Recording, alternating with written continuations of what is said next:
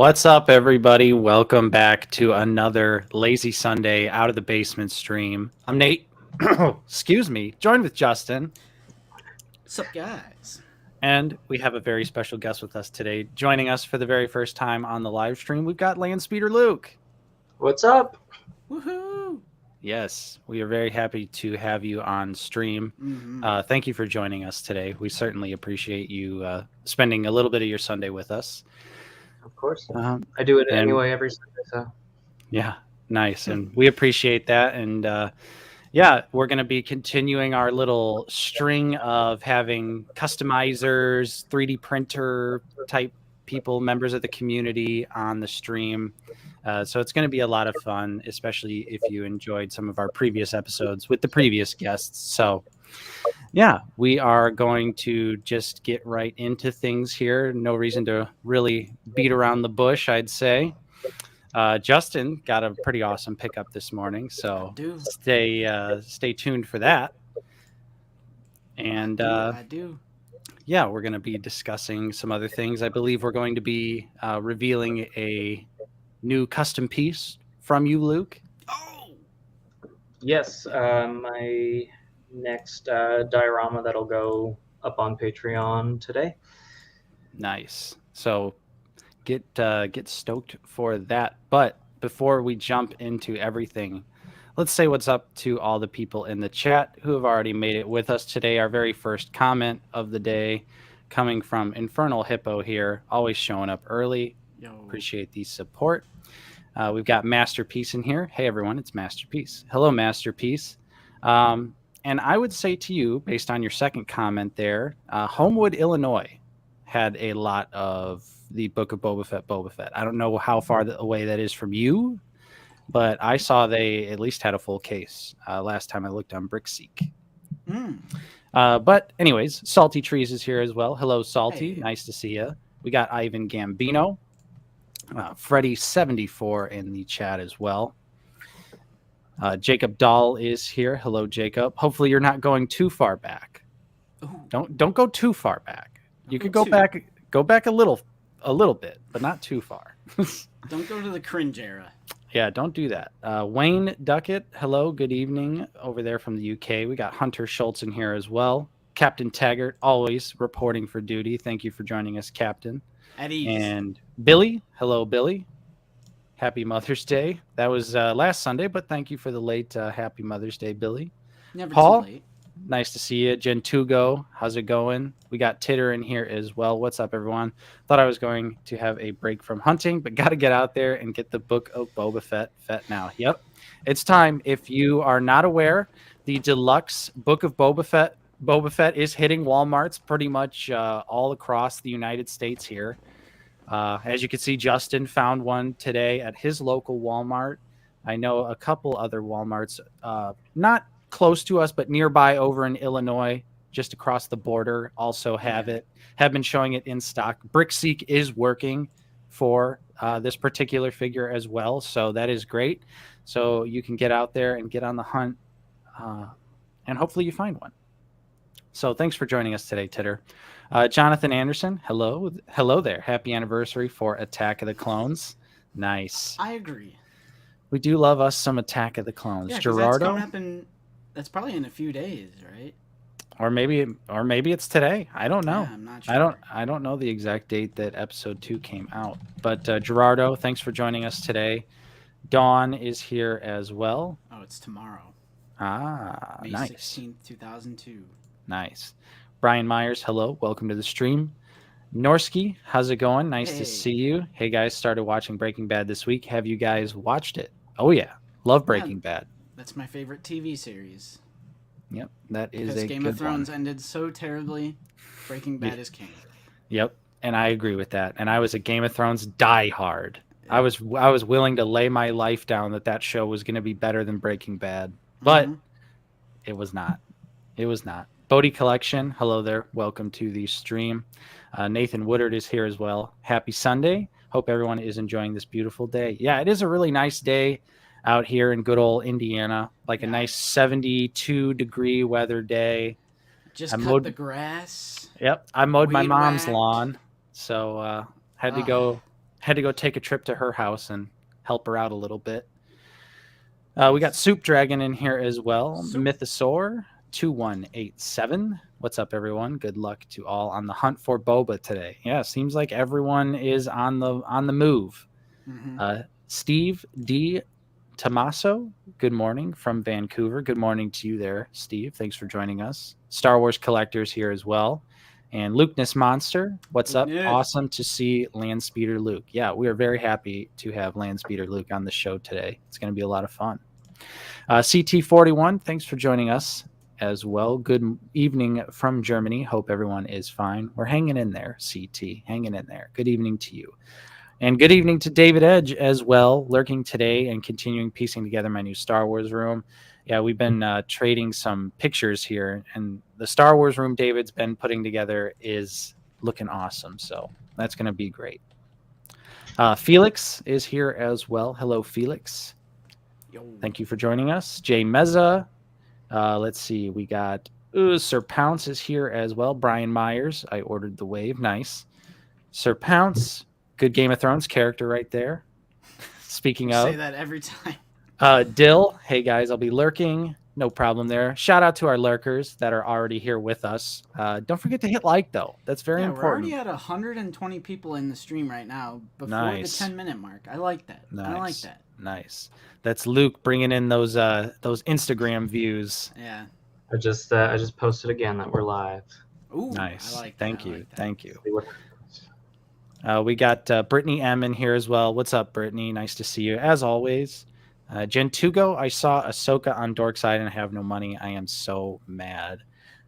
Damn, that sucks. We've all definitely been there, Gentugo. But no worries, though, because she's a standard released figure, so she should be pretty easy to get later down the road. So don't sweat it right now. But she is definitely worth it. And the chat just refreshed big time for me. All right, we got Riley Cross in here as well. Hello, Riley, longtime supporter. Thank you for showing up as always. Appreciate it. Not Obi-Wan. Hello there. I have a question. If you could get any figure that is not rumored or leaked yet, who would you pick? I would definitely pick Pre Vizsla from Clone Wars, later seasons 1. Okay, that's you a good. Know my answer. Yeah, Max Rebo.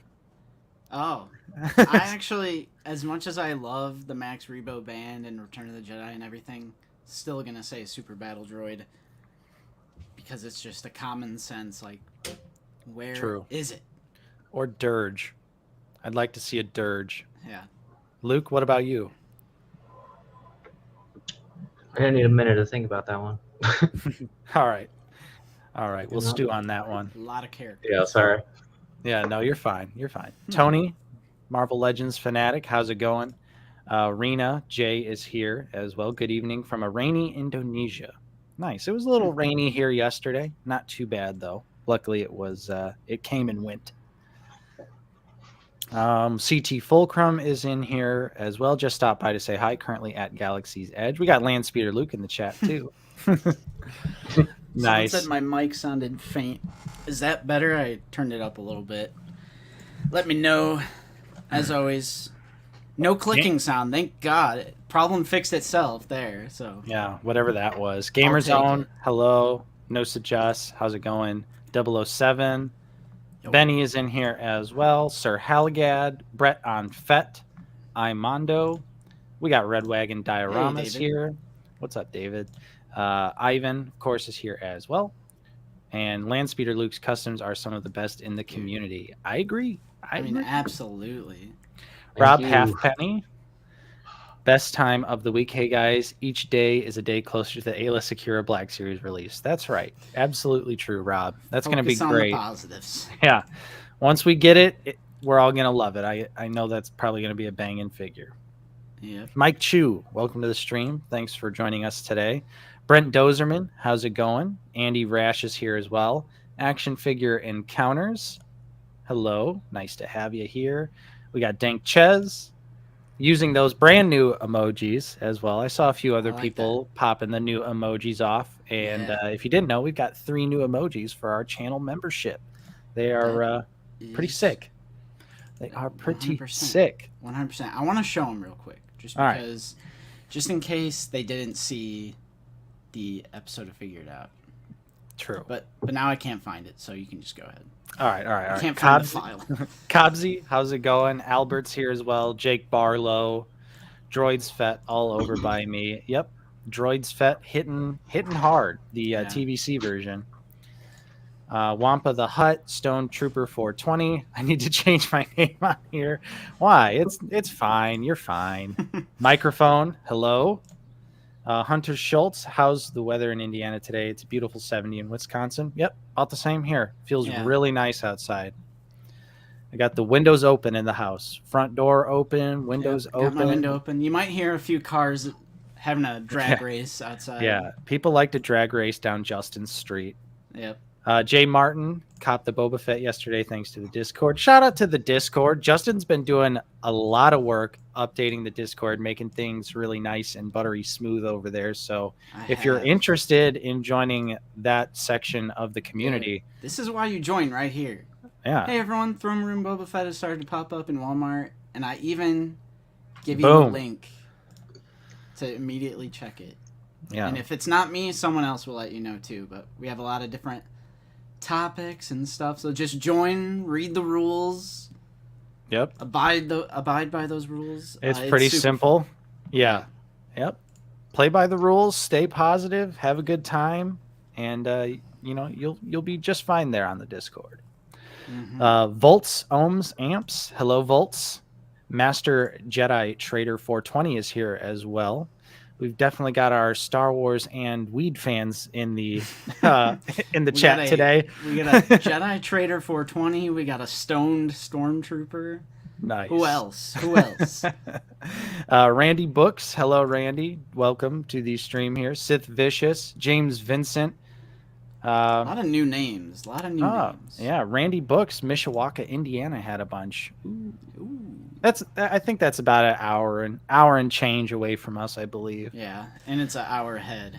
Yeah. Ooh, yeah. Ooh, I wouldn't want to take the drive out there. I'm sure our Walmarts will get them. Well, yours did, but I would. Yak Face just joined the Discord. Nice. Welcome, what Yak. Up? Corey Diaz, how's it going? Sorry. Pat Burke, James, can I even draw? There's James, the person responsible for all the emojis, channel artwork, everything. I hope you're enjoying that 212 Trooper. I was happy that I was able to get one for you. Thanks, by the way, of Darth Educator. So, Dan, Darth Educator, thank you for hooking me up with the 212 Trooper. Then I took that and hooked up James here. So it was a little community pipeline there, but I was happy to give you that figure there, James. So thank you for all that you've done for us so far. Certainly appreciate it. And thanks to Darth Educator for supplying the 212th there. Nice. All right. Samuel Castro is here as well. Tim Yu, Darth Educator Dan is here now. Dan, I also hope you're enjoying that Mace Windu, buddy. Mace is a fantastic figure. Oh, it's so good. Patrick KLG. Hello, guys. Do you expect a new head sculpt for Mando Season 2 Jedi Luke? Oh, yeah, absolutely. Yeah. It's probably going to be that figure that they were going to make for the Rancor. Mm-hmm. I could definitely see them just, tweaking the outfit just a little bit, and then, hey, here's that Mando Season 2 Jedi Luke. And the new head that they said. They said it's like the best Mark Hamill likeness that they've been able to do. So nice. I almost think they were kind of far into developing that figure. I would imagine. I mean, like, who wouldn't? Anyone that makes Star Wars figures is making a Mando Season 2 Luke, which I do have the SH Figure Arts one coming very soon, and I'm so excited. That figure looks amazing. Yeah. I'm going crazy. I'm jumping into SH Figure Arts. I bought 2 SH Figure Arts figures this year. That's insane. I have one. That's a 200% increase year over year for me. Dangerous path to go down. Yeah. Oh, I know. I would not dig into the past, which is mainly why I don't go deeper into SH Figure Arts, because once they go out of print, it's like, oh, that's painful. I started right around when the New Hope line was still available at retail, or like roughly retail, and I got those, and then it was game over. Yeah, I watched your video that we won't say what it is exactly right now. We'll save that little tease for a little bit later. But I watched your Okay. video, and yeah, solid collection there. So, Thank you. yeah, did someone say Super Battle Droid? Yeah, but I did want to say what's up to Paige. She's upstairs holding it down. Jared L, Andrew Rash, Nate the Great, Super Fry, Psycho Emerald, Mr. Grudge, Josh Walker. Yeah, I'm sorry, I'm overwhelmed. I know. Helena Pellman, the Perceptor. Hi all, this is Tom. Hello Tom, welcome. Sean Kleins, Apprentice Ewok, Brandon. Left Coast is here as well. Action Figure Podcast, Space Cowboy. See ya, Space Cowboy. Yeah. Special Beef and Bell Pepper. Christopher Carroll, hello, welcome. Vendetta, how's it going? Todd Fig Fury, what is up, brother? Welcome. Let's see here. I'm sorry if I'm skipping. I'm sorry. Yep. We got Bat. We got Jacob Munger, howdy from Ohio. Found Boba today at Walmart. Nice. Sick. We got OGT Trees 101. Looks like my photo made it to the thumbnail. Awesome. Most likely. I'm not sure. But if it is, thank you.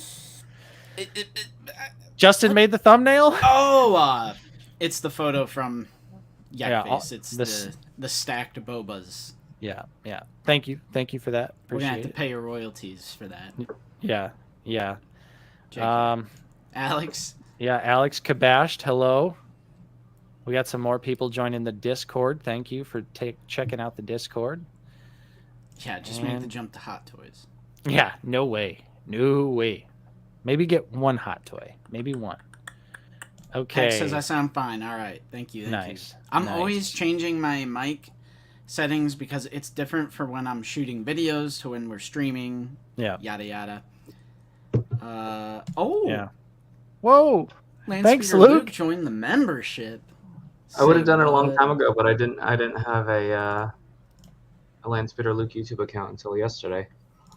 Nice. So it's just personal one, but... Brand new account. Well, thank you so much, Luke. And if anyone else out there would like to join, 99 cents a month. You get some cool emojis and a custom Clone Trooper name badge. Chat. Can we get... is a shiny now. Yeah. What were you saying, Luke? It basically pays for itself. Yeah, exactly. You get some awesome fun emojis, which channel members, if you would, please, let's get some emoji spam, especially those new emojis. I love the new 3 ones. Emojis. Those are so awesome. We also got Mark K in here. What's up, Mark? GeForce Racing is here as well. Hello, GeForce. Monkey Boy Cloth Cat making an appearance here as well. And I don't know if we said what's up to Bodie, but what's up, Bodie? Thank you for joining us. Okay, we are all caught up here. If anyone is just joining us, you have missed nothing. We just were saying what's up to everyone in the chat. I feel like, Nate, we're eventually going to get to the point where we just don't do that.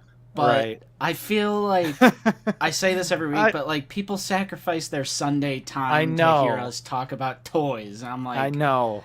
I just feel bad if I don't click on everyone's name. I love the support. We love everyone joining us week after week. We certainly appreciate it. But Justin is right. There may come a time where we have to stop reading everyone off in the chat because we're 20 minutes into the stream and we just finished up with that. So what's up, your casual clone? Like I said, you missed nothing here. We also got Vader X Bricks in the chat. What's up, Vader? Thank you for joining us. Gary W. Feather. We got a super chat from Dill here, $8 in their respective currency there. Thank you, Dill. Do you think... Okay. Yeah, thank you. Singapore dollar. Thank you, Dill. Do you think Saw Gerrera... Yeah. Right. Do you think Saw Gerrera will get a Gaming Greats release? And if so, which Saw would you guys get? I definitely think we'll see a Gaming Greats version of Saw. It's just too easy. Have we had a deluxe Gaming Great, though? I don't think we have. Cal Kestis. Shit. Yeah. Shit. What? I was like, come on, Justin, Cal Kestis. I love that figure, too. Yeah. I guess they could just do like an alternate head sculpt and then maybe throw in one accessory in there. Yeah. I think they would have to... Really easy. they'd have to change the foot too, because he has. I think he has both of his feet in Jedi Fallen Order. He hasn't lost a foot yet. Mhm. So a head sculpt and a foot. You know Hasbro's going to be in on that. And I'll probably get both because it's just that it's at that point in the Black Series for me where, you know, I want the movie version, and then down the road, if there's a gaming grades version, I'm going to want that too, because then I can put it next to Cal Kestis. I'll have Saw for the Rogue One shelf, and then I'll have Saw for the Jedi Fallen Order display. So for me, I'd probably get both. That's fair. That's definitely fair. Dude, I feel like I need 3 monitors sometimes. I feel like 2 is not enough sometimes. What do you guys think? Luke, would you pick up both or just get one or the other?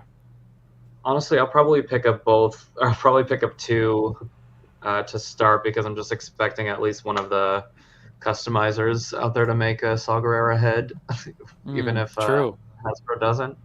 And so I'll probably try to make myself a little custom version. Nice. With 2 left boots. Yeah, there you go. Mark K asked, question, have you seen the Diamond Select Chewbacca? Oh, yeah. Better watch out, Black Series. Yeah. Your days are numbered, Hasbro. Hey, it's their 4th figure in 4 years. Yeah. Should I pull it up? Let me see if I can find it. The Diamonds, so this is the 4th figure in 4 years. Diamond Select has had the Star Wars license for 4 years now. I know it doesn't seem like that because we lost 2 years to the Black Void, but it's true. I looked back and I was like, damn, it really has been this long. They really have had the license for this long. So 4 years, 4th figure, and it's Chewbacca. I saw some people saying this might make a good, like, Black Chrysanthemum base, since it's a larger scale. Yeah, that actually might not be a bad idea. Now that I could get into. But I know for a fact I'm going to show you Luke's Black Chrysanthemum later in the stream, so, like, you know. But, so, you guys know I actually have the first 3 Diamond Select figures. I have the Maul, I have the Boba Fett, and I have the Stormtrooper. You know, they're fine figures. They're not horrible, but they're also nowhere near the quality of Black Series. And yeah, so they hit us with this Chewbacca, and look at those hips. Those hips are, what is that? Like, what is that? The sculpt looks fine. The paint app details look pretty good too, but yeah, the head doesn't look bad. I also think it's very strange that they include the Solo harness, so you can make him look like the Solo version of Chewbacca, but they didn't include the goggles, which I feel like are like the thing that makes that outfit like truly different, in my opinion. So I think it's weird that they include the bandolier and the weapon from Solo, but no goggles. And I also just think Chewbacca is a weird choice. You know, Han Solo is not in the line. Luke Skywalker is not in the line. Princess Leia is not in the line. This is the first hero character, and such a strange hero character to begin with, in my opinion. So it's also $35, and you know, there's that little bit of information plus shipping. You're looking at least $42 to $45. And yeah, I mean, Diamond nails the paint and sculpt, but where they usually crumble is the articulation, and I think that's probably the biggest problem with this figure here. Yeah, that makes me want to do like a dark wash on my Chewie, at least on the leather. Like that bandolier looks great. Yeah, I know Toy Shiz did a pretty nice review, and yeah, the paint app details on the bandoliers are nice, and same thing with the weapons, but yeah, that's just it's funny to me that you know, before this figure, every time Diamond Select released a new Star Wars figure, you would get those comments of people saying, "Better watch out, Hasbro! Black Series days are numbered." Because the Stormtrooper came with a blast effect, so yeah. Well, it came with a ton of, you know, different weapons, hands, and the mouse droid, and it's a good figure. but it's also just huge. It's 7-inch scale. It doesn't fit in with anything else unless you want to put it with like NECA figures. Yeah. All right. So that was we had to get that out of our system right away. Are you choking? You all right? My drink just splashed out and put me in the eye. Paige, get down there. Heimlich. No, we're good. All right. So go ahead. First things first. Now we can start half hour later. Woo! We do have a guest today, Landspeeder Luke. So Luke, hello. As is custom around here, can you please, for anyone who is not familiar with who you are, I'm also gonna pull up, because you're mainly known for your Instagram and your 3D printing. So could you introduce yourself, maybe just let the people know what you do for anyone who doesn't know? Sure. My name's Luke. I started collecting Star Wars back in 2019. Kind of on a whim. I was at Galaxy's Edge. I saw that Droid Depot 4-pack with the 3PO and R2-D2. And I was like, okay, this would be pretty cool. Like I didn't really have any action figures. I had like the Uncharted NECA figure, and then I had a couple Kid Robot figures, like the South Park line and the Simpsons line. I used to pass by the Kid Robot store in New York on the way home from work. So I just popped in one day, bought one of like the $10 South Park figures, and it ended up being one of the Chase figures. Like it was like the Randy that was worth like 40 or 50 bucks or something. And so I was like, nice. Let me throw this up on eBay and then I'll grab a couple others. So I got a couple more, and then it just kind of got hooked, and then started kind of buying and selling and trading on eBay. And but then I would always like have them for a couple of weeks and then sell them. Like I never hung on to collections. I don't know why. And I collected the Phantom Menace and like Attack of the Clones line when I was like 10 to 12 years old, and then started high school. Like by the time I started high school, like my parents kind of gave everything away and I didn't even notice. But so it was like finding this R2-D2 and C-3PO. I was like, oh, this will be kind of cool on my shelf with a couple other, the Uncharted NECA figure and that kind of thing. And so I got those, and I had only those for a few months, and then Mandalorian came out, and I hadn't even seen the sequels. Rogue One. I didn't even see those in theaters. Like I rented those like months after they came out. I was like barely tuned into Star Wars at all. So like, yeah, all of this is very, very new. And I started watching Mando, started getting into it. I bought the Mando Black Series figure off of eBay. Like I totally missed it first time around. And got that. And I think that was like, this is the thing that I think a lot of people don't realize about Black Series now, is that action figures have not looked like that for more than a couple years. I mean, I guess people do realize that, but it's like, it's part of the reason we've seen such a huge explosion in collecting and a huge explosion in Black Series. Like even on the Black Series subreddit, when I joined that, it had like 5,000 or 6,000 people, and now it's like in the 12 to 15, 16,000. I can't remember exactly what. Yeah. And it's just because like, if I walked into Target 5 years ago and saw one of those figures on the shelf, I would have put it right back, before face paint printing and all of that. So that got me into it. And then at the beginning of the pandemic, the 3D printer was just on a total whim, the Ender 3, because it was like $200, and it was like, okay, this will be something to do for a couple of weeks while we wait this thing out. And started looking into it was going to take 9 days to ship, so I was like, okay, let me look at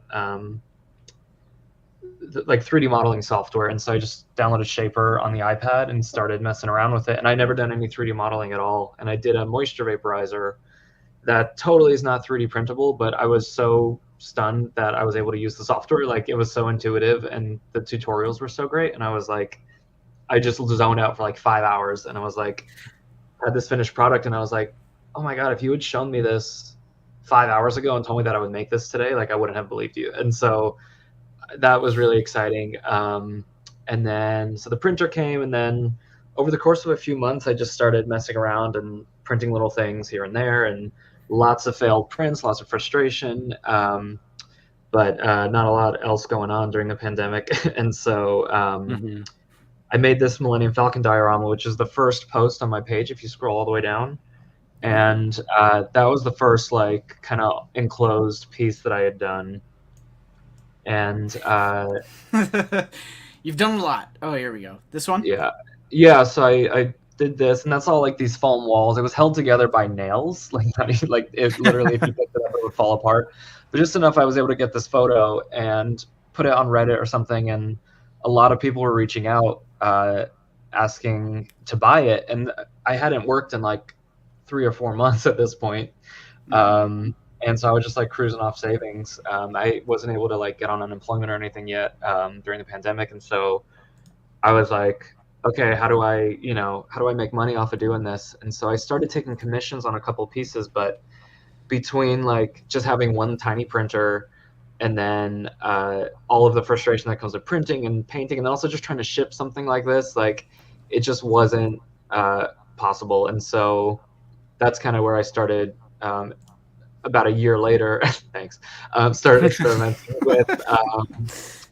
with Patreon and like selling the files themselves, because it's like there's so many people out there with printers and there was such like a lack of those types of files that I was looking for, and so it's just one of those things where you just kind of find a gap in like something that you want, and being like, okay, well, if I want this and it doesn't exist, if I make it, maybe someone else will want it too. Really, Luke? Half a bar? Really? Look at the date on that. I'm not saying I'm not saying it's my fault, but that was way before. Conspiracy confirmed. It's all Luke's fault. Hasbro? They're watching. Speaking of conspiracies, look at that Mandalorian throne, and then look at the Lego set that came out a year later. I thought that. It's like exactly 2 stairs. It's cropped the same way. No, I'm just kidding. I'm sure that legal battle would go well for me. Yeah, dude, this is just. I could literally just scroll through this. Look at the frog lady. That was that was a resin print from. There's this guy on CG Trader. He's like one of the only people making these full figures like this, and I actually gave away my resin printer.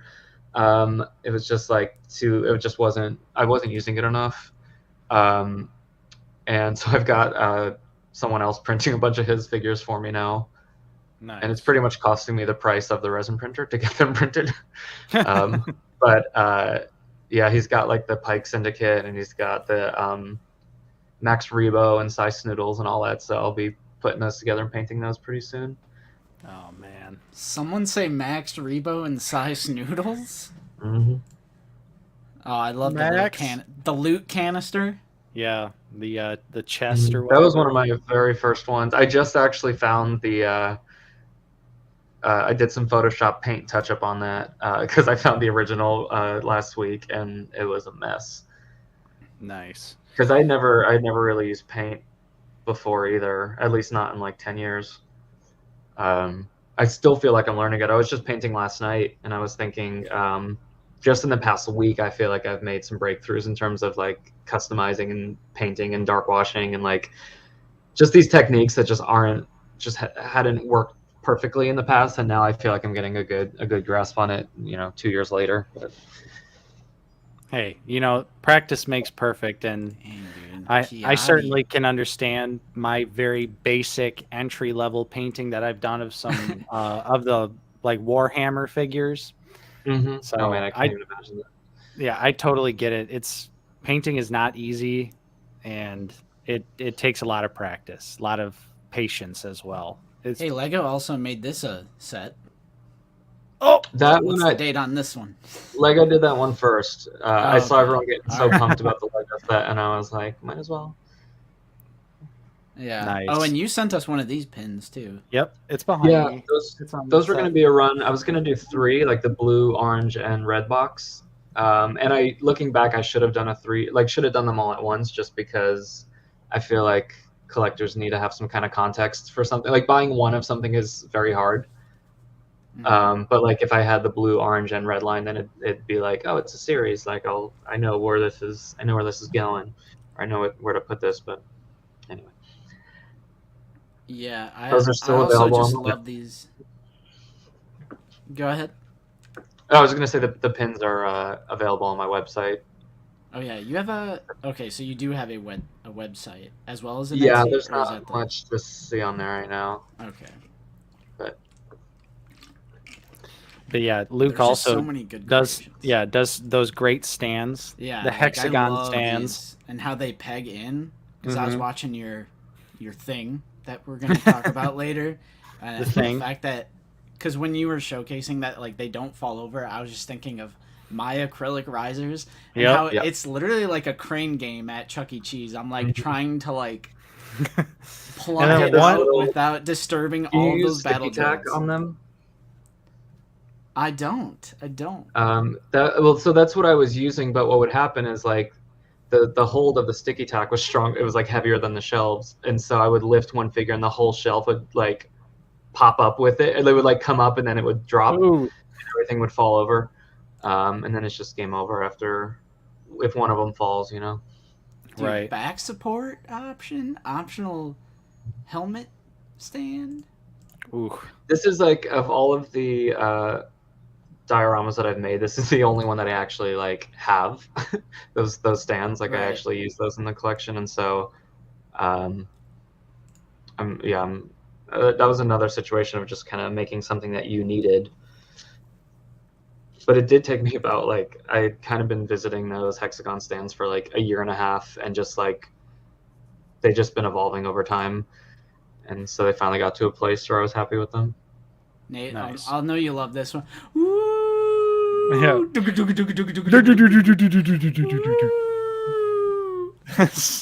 Some of the best Star Wars chip noises right Yeah, there. I love this one because it's a microwave. Yep. Yeah. Behind the scenes. I was in thinking the about when I microwave. saw that, I was like, maybe I'll try something out. Gotta Yeah. clean out my microwave. It's like that's literally the greatest idea I've ever seen for a Rancor. Oh no, I dropped my mouse. Yeah, but That's essentially, Oops. yeah, I was gonna just- say the Rancor is another example of like seeing a desire, seeing a want for something, and just trying to think of like, how do we make this work as a weekend print and as something Right. that like is actually gonna fit in your shelf without having to like restructure your whole room. Yeah. Um, And that's a fantastic idea. Like truly creative and something like different and unique. Like I loved when you posted this. I was just like, man, this looks so great. And it's such a good Right. idea for saving space but also having a Rancor representation. mhm. yeah, like I could literally just scroll through the Instagram all day, but I just wanted to showcase, like, absolutely. If you're not on Instagram, get Instagram, because if you're in this hobby, it's a great tool to use. But obviously, if you want to check out some fantastic custom 3D printed items and dioramas, I would definitely recommend checking out Landspeeder Luke Mm-hmm. on the old Instagram. And then I know you also have an Etsy shop where you sell the files. Yeah, so Patreon is definitely the best value because you get everything that has ever been shared immediately. But some people really don't like the subscription model. So if you go on Etsy, you can buy each file a la carte, but they average in cost almost higher than the monthly fee on Etsy. So if you were to join Etsy right now, you pay $9 and then you get access to like over 60 different STL sets. So hopefully Nice. you won't just download them and unsubscribe, but you know, can't really stop you. Yeah. Yeah. You got to support your creators, especially people who are putting in work like Landspeeder Luke. Yep. But that was our introduction. But we've also yes. made like over $100 in the meantime. So I was wanted going to say, we've got some starting super with chats. Fig Fury 7 coming in. Excuse me, sir. With a new profile image of Rothgar Dang. No, But not it's okay Rothgar. because it's a Benji, as as they call it. Yep, old Benny we boy. have a $100 super chat from Fig Fury 79 2.0. Here is a super chat to stop showing that fugly Chewy. Also, welcome Landspeeder Luke. Fig, thank you so much, man. That's very generous of you. Yeah, absolutely. I need to like just move stuff. I need another monitor. You need to go triple monitor. I do. Nice. Now I can buy one. And then, are you gonna play a clip? Or... Yeah. It's hard. It's hard doing this sometimes. There's a You're lot not on going point on today. You're not on point. There's a lot today. going on. I've been eating my full payment now.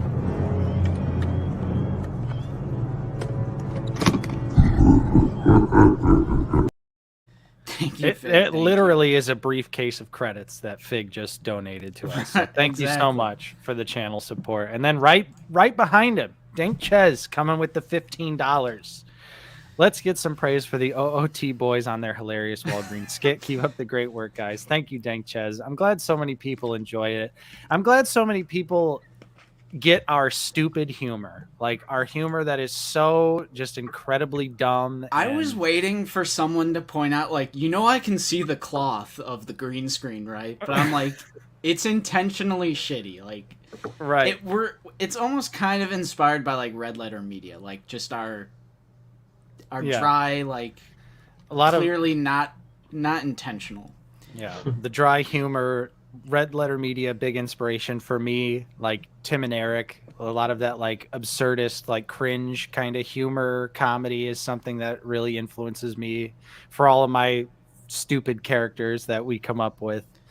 Yeah, Tom Walgreen, John B. Walmart. Yeah, so Tom Walgreen. Bodie Collection said cancel Tom Walgreen, and then a couple comments later, not Obi-Wan said, "Who's Tom Walgreen?"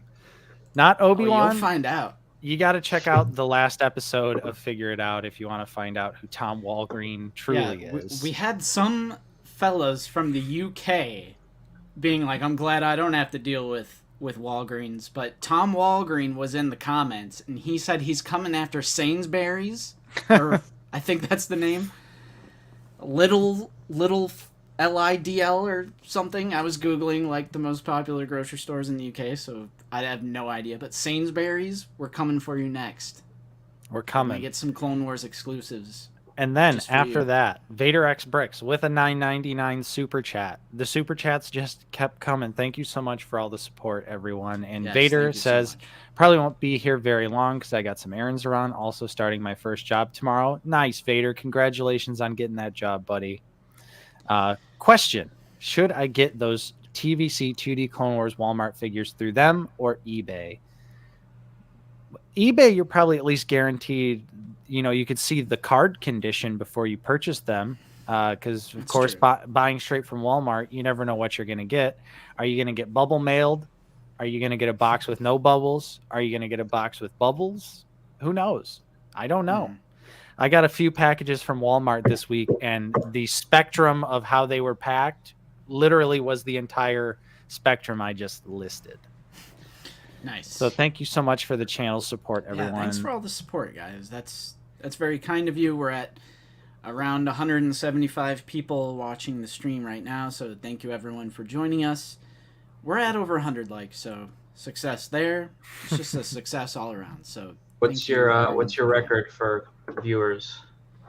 I believe our highest concurrent viewers, like everyone watching at the same time, was with Mike Case when we were defending the Rancor. I think that's been our biggest stream yet. Yeah. That was a little over 200, right? Yeah, but we recently, just the other week, we hit over 200 again, and that was just it was just you and I. I don't know what it was about that one, but... Yeah, but thanks for all the support, everyone. Yeah. And don't forget to hit like if you haven't. Make sure you hit like. Very important. And then I thought I saw one other... It's like a rainbow when all these like super chats and stuff pops up. Well, we do have... Here we go. 007 becoming a channel member. Again, if you would like to become a channel member, 99 cents a month, Clone Trooper name badge, custom emojis. Yeah. Directly support us if you can. I'm feeling the clips. You both really stepped up in the heat of battle. Both of you showed valor out there. Real courage. You're both officially being made ARC troopers. Thank you for becoming a member. Thank you. 99 cents a month. Link in the description. Help us keep these lights on. Help us purchase more figures for review. Yada yada. Desmond T. Down for that. Nice. Yep. Yeah. Desmond, we are on the warpath right now, trying to get to that 10K, so we could do an epic giveaway. Also, I like Fig Fury bringing up Nate Keeley. That's a sleeper hit right there. Nate, good old Nate Keeley. Yeah. Man, I forgot all about Nate Keeley. What episode is that in? That was the one where the Rancor failed. So we did the skit where like the gate comes down and it's That's like the right. 9 or the 7,000 or whatever it was. I literally took a brown pillowcase and like bobby pinned it to my head. Yeah. Male nudity for the first time. True. Out of the basement.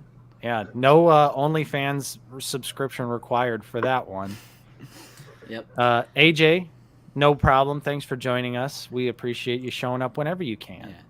Yeah. And Ian Butler says, been a patron of Luke's for a while now and always makes me so happy when my phone tells me he has a new file. Nice. Shout out to Ian for being a patron of Luke's. Yeah, Luke, you were recently on the Black Series Cantina, which is a fantastic podcast. And Shout out. Really, I may or may not have had the Ender 3 in my Amazon wish list, because, like, I feel like I want to dip my toes in, but, like, I'm scared. I'm intimidated. I feel that. Yeah, I went in completely blind.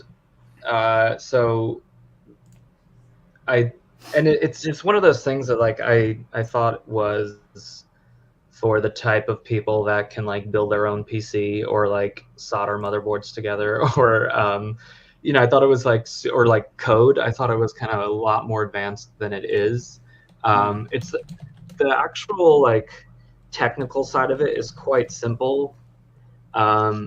In 99% of cases, I've had certain issues where I've gone on Reddit and then someone has instructed me to like do something a certain way, and then you just kind of follow step by step. The thing is, what's nice is it's a physical process. So like, I've got a couple people now that I've kind of become like a lot of people's 3D printing tech support. So I'll just be like, hey, just send me a picture of the first layer. And most of the time, like just visually, you can kind of clock what's going on because it is like, a physical process. And so there have been times, the first like 6 months were quite rough where there were days that would go by where I'm like, the printer was just sitting out on the table, like all disassembled. And I was just kind of waiting for either. Because also during the pandemic, like if I needed to replace a part, I'd go on Amazon or like order from Creality or something, and it would take like a month to arrive. But it really is. It's a lot more accessible than you think, and that's actually one of the videos that I plan to make on my YouTube channel. Just kind of like, here's how you get started in 3D printing, specifically for collecting. Because you can Google 3D printing for beginners on YouTube. You can search that, and you're going to get like a 25-minute video that might already be over your head to start. And so I kind of want to direct this just at collectors, because 3D printing and collecting has become so intertwined lately. And I think it's because of how hard figures have been to get, and like the gaps in between getting new things. And everyone's just kind of sitting there restless, like wanting something new. And so, a lot of customizers and a lot of diorama makers are seeing a big boost in interest, just because people are hungry right now. And honestly, like having like when I design a new file or even just download someone else's, like I just downloaded a Cal Kestis lightsaber, like setting up the print and then waking up in the morning and having it there in your house, like it's the same feeling as getting a new package from Dorkside or right. It's great because it's like you're just holding something in your hand now that's brand new, and it's been great. And I'm sure some people in the comments can other people who have taken up 3D printing recently can tell you. Luke Ness Monster just said I've seen Lukeness's videos where he first got his printer and he was like attempting the first simple little thing and it was messing up, and I'm like, oh yeah. Mike Chu is asking, can you recommend a 3D printer to best print your files? Yeah, so I use the Ender 3 Pro. That was the first one that I got. It's quite easy to get started with. I recently got the Ender 3 V2, which is about maybe $50 more. And if you're going to be if this is going to be in your house, the silent motherboard makes a huge difference. Like it literally goes from, sounding like a regular inkjet printer to sounding just like the way your laptop sounds with just like a fan going. Nice. I was really stunned that it made such a difference, and I wish I had done that earlier. However, so a lot of the Ender 3 will print 8 inches cubed. So you can see the photo there, like that's about as big as you can go with it. And so a lot of my files are designed to fit on this kind of a printer, but a lot of them you're going to have to split. They'll be split in separate parts. So for instance, like that Rancor backdrop, those rocks, you can see how they're split into, if you go back on the Instagram, you can see how they're split into 4 pieces.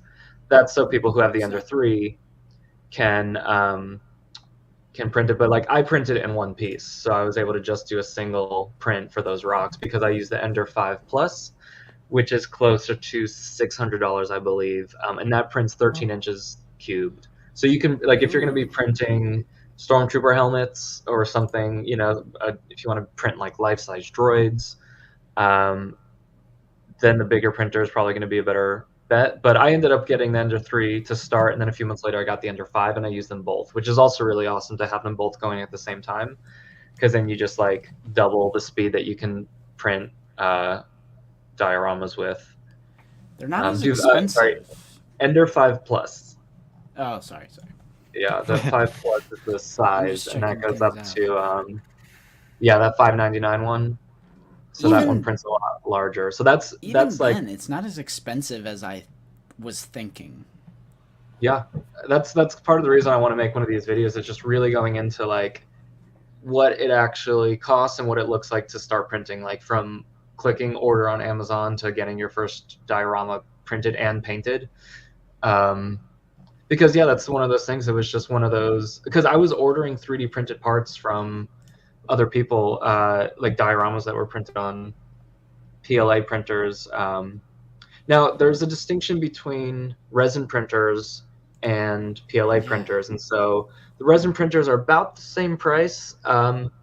They use a liquid, and it's a totally different process, and it's a little bit more difficult and a little bit messier.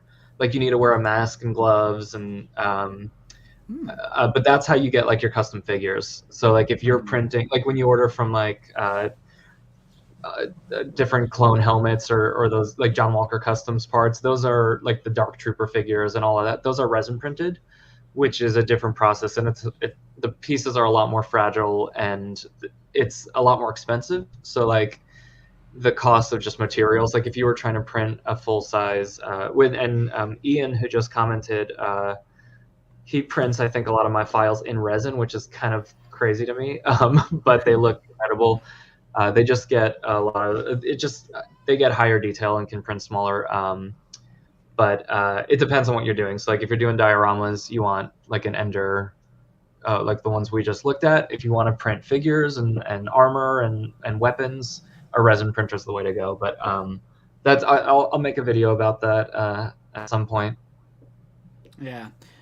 All right. Yeah. Cool. Hunter Schultz, thank you for the $2 super chat. Thank you for the channel support, my friend. So when will we be getting the lat? You definitely were there. Okay. Leave that one to Star Wars Master Blaster. Yeah. That's not for me. The full-size lat's coming. Yeah. I'm going to print. Yeah, I haven't ever been that attracted to making like full-size Black Series pieces. Like one, I try to put out something almost every week. And so like if I were to do a Rancor, like the sculpt and the printing of that would probably take a few months. And wait, what? So I'm like the stuff that was it Master Plash that you guys had on a couple weeks ago that had the full size AT-AT, like that's awesome. I don't want that in my house. And so those files are out there. So if that's your goal, is to get a lat gunship, I've seen some 3D printed Black Series scale. The files are out there. You can buy them or whatever. So you can make that. It's just not the kind of stuff that I like putting out on my page. Right. Yeah. Or on my Patreon, No, at that's least. totally understandable. Everyone has their shtick that they stick to, but I feel like I would like to get into it just to do like a little bit more world building stuff for the Black Series. Like, a great example is your Jedi Fallen Order. Like when you, like, what is that in game? I know you go up to it, press X, and it's like a loot crate. Yeah. I would love to like get one of those and like just like the little world building things like that. I think would just enhance a Black Series. I try to, even when I do larger dioramas that are like 1 foot wide or something, like the Mos Pelgo set that has like 12 or so little pieces, like the table, the chairs, the spatchka bottle, the cups. Like just even those, like spin it around or like flip the go to the next slide. Whoa, just those little cat. units, just those little pieces on the ground, or the table and chairs that just really add that, make a shelf look dynamic. Just the way kind of mixing droids and aliens and those little things on a shelf really make it stand out versus just like all 6-inch characters standing up. I like to kind of have that as an option. So there's people that that only own a resin printer where they can't physically print something as big as those doors or the backdrop, that just use it to print all the little crates and all those little details. I also love these little things that you made. The corner things. The Death Star like door kind of things. Yeah, I've actually had this sitting for like months. It was an idea I had a few months ago, printed it, and then just didn't know how to photograph because I thought like I'll need to set up a Jabba's Palace shelf for those, or set up just an Imperial shelf, but they kind of work just in general. It just makes it feel more Star Warsy. Nice. Going down the rabbit hole again. Apollo Ape says, how about just a cockpit for clone pilot Hawk? Going back to the lat gunship scenario. A lot of people ask about doing cockpits, and I don't know what that means. Like, how do you, just the exterior, just the interior, like a removable top? Like, you can't really print clear windows. Right. So like, I feel like for the Falcon that makes sense. Yeah, and like you could do the Falcon without the top. Yeah, I like people like, oh, can you make a Razor Crest cockpit? I'm like, what does that look like? Like, what is the silhouette of that gonna look like? Like, where do you cut it off? It's like, how do you make an interior without having an exterior? I don't know. I've thought about it. I've experimented. It's just not like a. I know it comes down to something that I don't really care to have on my shelf. So I'm a little bit. I get a little bit lost when I try to figure out how to do cockpits. Yeah.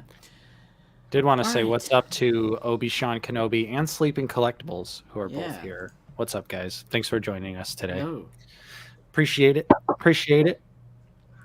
So, all right, let's do the one bit of news that we have for today. Real quick, it's just one little thing. We're gonna head over to yakface.com, #1 source of all Black Series and Star Wars action figure news. Yeah, and we were talking about this a little bit earlier.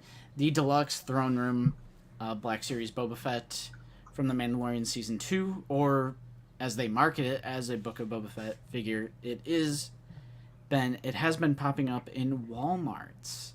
Yep. So Yakface has an article here, and the person that took this photo was actually in the live chat earlier, so that's interesting. And BrickSeek works, so that's just another reason to join up on the Discord. You could just click this link. I'll give you the code. It's right here. Punch in your zip code. Sort by however far you want to look. Yeah, so I will put this. This is the SKU for Walmart. Just put it in the live chat. Oh, Shit. Let me delete that. No! No! Okay. What? This is better. Oh, Here we go. There you go. Okay. So you just want to put that SKU in, put your zip code in, and see if it's by you. It's pretty accurate. I've heard in the Discord that it's accurate. It was accurate for me because I got one. Mm-hmm. It was kind of insane. I put it in this morning. I put it in yesterday, and everywhere was out of stock. Even after you said that Homewood, Illinois was in stock. When I put it in, it was showing out of stock everywhere. I put it in this morning, and it said my local Walmart had 4 to 5. So I went there this morning. And I did... There was only one left, so maybe it's a little late, but I did pick up one. Unfortunately, there was only one, though. So I couldn't get one for you. Classic Justin. Only gets one for himself. There was only one. Kiwi, stop barking. But, shit. This, it looks great. One thing, the tab is gone. And it was never on there. There's no tab. Is that getting rid of plastic? Uh-oh. But, yeah, it looks good. Especially the drapes being that super dark color. I know in Hasbro's official glam shots, it looked kind of brown. So, yeah. Looks good. I'm glad to have it. And I did find it. It was like on the top of the shelf like this. But it's like, I know what that looks like. Mm-hmm. I know the shape. Let me go see what Nice. Kiwi's doing. I'll be back. All right. Yeah. Let's see. Yeah, Wookiee Sin, revenge for that Death Watch Mando. Well, guess what? Later on, when Justin's recent pickups happen, guess what he got? And guess who got it for him? Because it's exactly what you're commenting about. Oh, but yeah, we also Norsky. Well, last time Nate got 2 figures. He kept both of them. So who's really the bad guy? Just wait till the recent pickups segment. I'm gonna redeem myself, and Justin's gonna look like the bad guy. And Mike Chu, thank you for the $4.99 super chat. They say, awesome. Thanks for the info, Luke. Looking forward to your resin printer video out of the basement. Again, thanks for you guys for having the best guests. Well, thanks, Mike. And thank you for these channel support. So, Luke, I know you said you started collecting Black Series in 2019. Started out with that Droid Depot pack. So we always like to ask all of our guests, what's your favorite Black Series figure in your collection? And for you, I suppose, whether it's one that was custom or one that's just a standard regular figure, I'd love to hear what's your favorite. Yeah, so as far as official releases, the newer stuff has been incredible. Like the Fennec Shan and Ahsoka are really mind-blowing. I really love that new Boba Fett. Mm-hmm. I was just I just did a custom Jar Jar, like Senator Jar Jar figure, and Nice. so I ordered a replacement like original Jar Jar figure from Amazon warehouse, and remembered kind of like how Phantom Menace was like my first Star Wars introduction. I saw it 4 times in theaters when I was 10 years old, and Nice. I remember like opening that Jar Jar and that being like kind of one of the most nostalgic moments that I felt in terms of while collecting.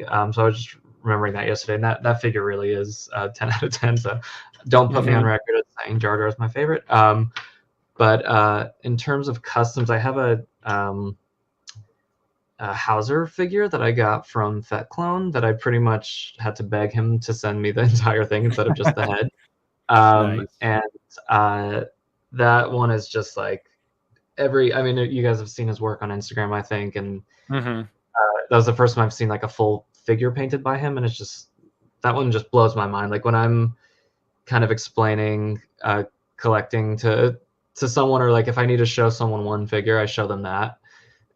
Because that everyone always just is like, oh my god, like so his faces in person, you can't like even process that you're looking at something so tiny. Like it just, I don't know how he does it. Like just physically how that's possible. So that's my favorite custom that I own. But yeah, can we talk about the dog? Yeah, Well, we had Kiwi they make left. I'm like, what is she doing? She's all alone out here. I didn't know my housemates have left me. Psycho Emerald coming with the hard hitting dog. Yep, there was little Kiwi girl making a special appearance. And yeah, we said thank you to Mike for the $4.99 super chat, but Justin has control of the chat. I can't bring it up. StreamYard isn't that cool yet to where you could That's click actually on a things. good we should put that in the suggestion box. Yeah, right. They take suggestions. Have co-host privileges. Yeah. Although if we're both doing it at the same time, that might mess it up, but yeah. But yeah, we were just talking about some of Luke's favorite Black Series figures and custom figure as well. Kiwi's been on the stream before, Hunter. Yeah. She even has her own emoji. That dog emoji is Kiwi inside of a Kiwi pram, like the child. Wow. I love it. We've got the Kiwi emoji. Yeah. That's why we have it. Had to get that Kiwi emoji on. But yeah, Luke, I'm so glad that you are on stream, on here to say it, because we say it all the time though about how Jar Jar is just one of the greatest Black Series figures of all time. It truly is something special, especially with all those crazy paint apps that are on Jar Jar. Yeah, no I other hope we figure get, has Captain Tarples using that body, because I think it'd be pretty simple. Print a couple extra, or not print, make a couple extra parts that go over top and just delete on it. So I hope we see it. But with how much Jar Jar peg warmed, I can't imagine how much Tarples would. Yeah, no kidding. Tarples would have to be like a San Diego Comic-Con exclusive figure or something like that. Yeah, like that'd be the only way that figure would actually move. Could it be like a Gaming Greats, like OG Battlefront? Was he in that? I feel like I remember. Maybe. Or, what was the Star Wars Demolition? Remember that game? I remember some gun in action. I think I do. I don't think I do. Yeah, we'll see. I've been trying to get I think MJB Customs made a Tarples kit that I'm trying to get a hold of, because I have a really good head for Tarples that I ordered, but all his armor and stuff is I don't want to try sculpting that with clay or with epoxy. It's pretty intricate. I mean, his costume isn't it's not simple, so that would definitely be difficult to sculpt. Going back to my wish list figures, my official wish list would probably look different, but any Phantom Menace is just my, and I guess Attack of the Clones, but Attack of the Clones was kind of as I was getting out of Star Wars. I went to the midnight screening of it, but I didn't collect as much. So any Phantom Menace stuff, like Captain Panaka or Boss Nass, or I want Tatooine Padme with the blue and black outfit, and I think any of those would kind of hit me in the feels if they were to come out. So those would, I think, quickly become my favorites. Yeah, we definitely need some more Phantom Menace love in the line for sure. Mm-hmm. I think especially as time goes on, Phantom Menace just keeps creeping up there for me in terms of how much I truly enjoy it. Mm-hmm. If the pod racing scene wasn't so damn long, and if it wasn't the same shot over and over again, the left to right pan, right? If only there was some way to skip it. Right? Yeah, right. Just Josh says, how do you have your TVC cards up on the wall? I don't want to use thumbtacks. Josh, I use thumbtacks. I use thumbtacks too. That's exactly what I do. Luke, thumbtacks? I just use a big wad of super glue and just smack them right on there. Yeah, super glue them to the wall in your apartment. Yeah, that'll be good for the security deposit. I mean, you can spackle. You can. I mean, what? I don't know if it maybe over long term it would damage the thumbtack, but I don't have it I don't have mine pressed super hard into the card back. like there's like a little bit of a gap, so it's just kind of hanging on the little metal piece of the thumbtack. I mean, I don't know if it's going to damage them over time. If it does, oh well. Like, I don't know how else I'm going to accurately, like, hang up this many figures. I'll design like a little 3D printable shelf that just kind of invisibly cradles the bottom of the card back. Yeah, that would be, the that'd shelf be great. and set the. Yeah. Right, yeah.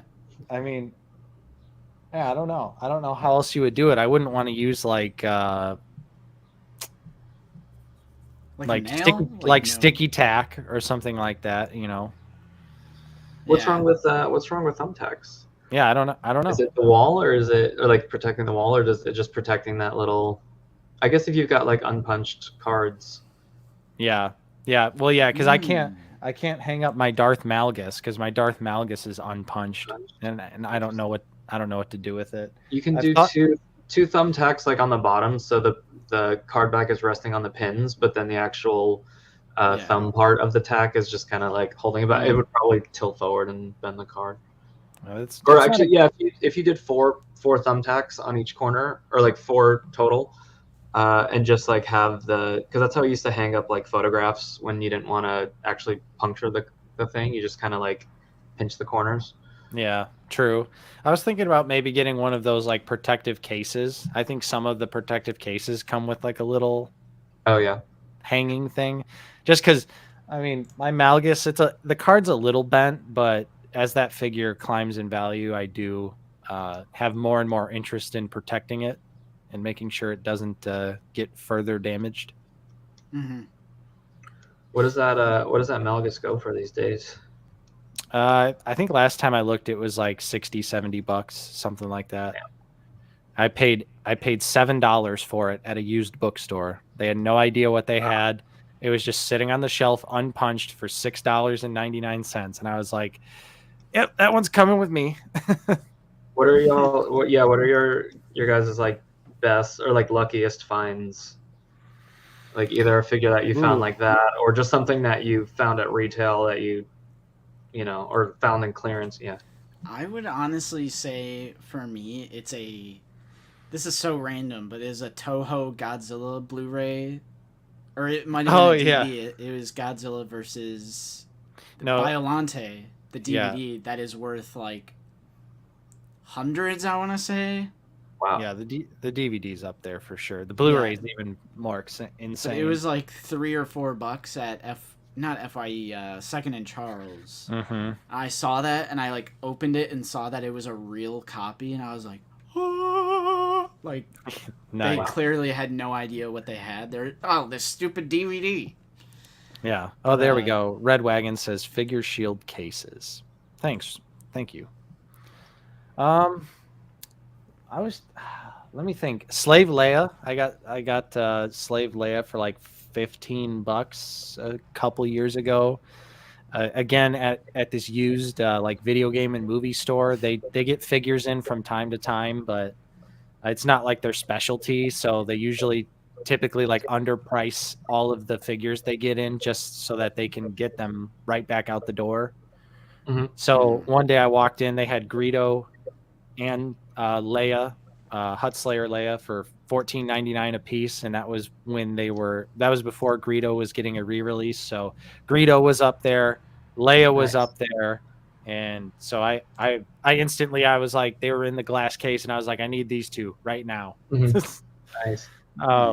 What about you? Any good scores on your end? I've never like found anything at a thrift shop or something, but I was at a collectible store in Las Vegas, or in that area, that had a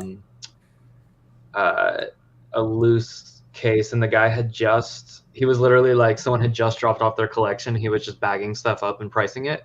Mm-hmm. And he had an archive Anakin with both heads, like you know, everything that it comes with, for $20. And this was about 6 months ago. And I think he just thought I think he looked it up and thought it was the Attack of the Clones Anakin or something. Mm-hmm. And then he had like a Cal Kestis, like the OG, for also like $20. Maybe looking at the deluxe price, or like the used deluxe price or something. I stacked both of those, which is nice. Nice. That's always the best part at stores like that, when you get the employees that they just don't know, and it's to your advantage. I love that. Mhm. It's my favorite. Nate, didn't you find a Rex at Ollie's? Yeah, I did find a Rex at Ollie's for $5.99. I did get a Rex. Yeah, Fig saying Redbox Rex for $2.99 at Ross. That's the thing. That was the thing with Rex, though, is it was in such a bad wave that Yeah, it showed up it was a peg warmer wave. it showed up at thrift stores. It was also before Clone Wars had come back to Disney Plus, right?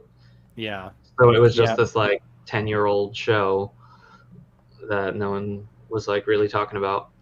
True. And yeah, Lukeness, OG Cal does go for quite a bit these days. Like I've seen it go for like 60, $70, which Yeah, is it's wild. insane. Which, yeah, at the time too, before Jedi Fallen Order came out, Cal was everywhere. Like I found Cal a bunch when he first came out. Mm-hmm. Yeah. Paid 50 for Rex.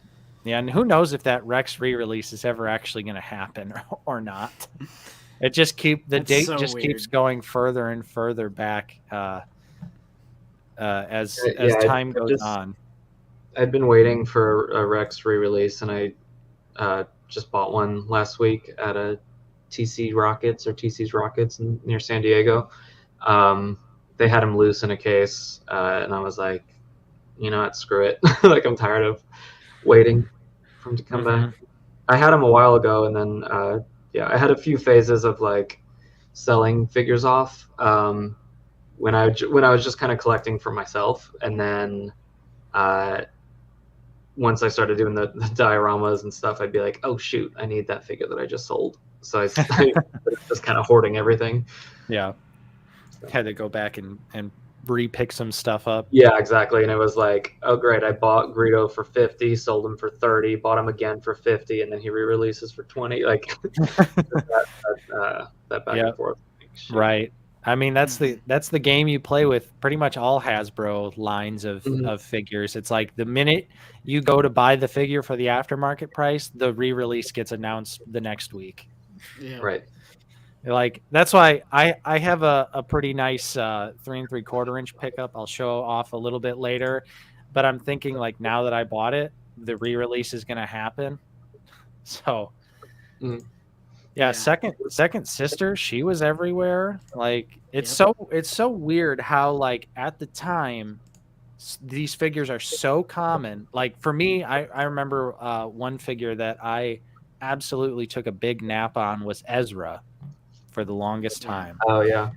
Ezra was everywhere, literally peg warming at GameStops across the US. And then one day it was just like all gone.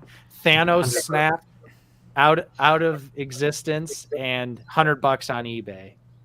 Yeah. I mean, it's like COVID, like a lot of people, kind of like how Luke was talking about earlier, like just like 2020 onward, there's been just an influx of new collectors, which is probably a big reason why Rex turned out to be the way he did. And like all these other figures, it's just, there's so many new collectors, and you can tell, Kiwi, damn you, dog. There are also a lot of people suddenly looking for other streams of income and suddenly having the time to go stand outside Target at 8 a.m. Yeah.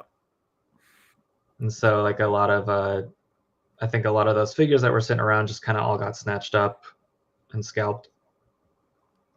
Yeah, absolutely. I mean, we went from like 2,000 subscribers to like 8,000 during like 2020 to 2021. Yep.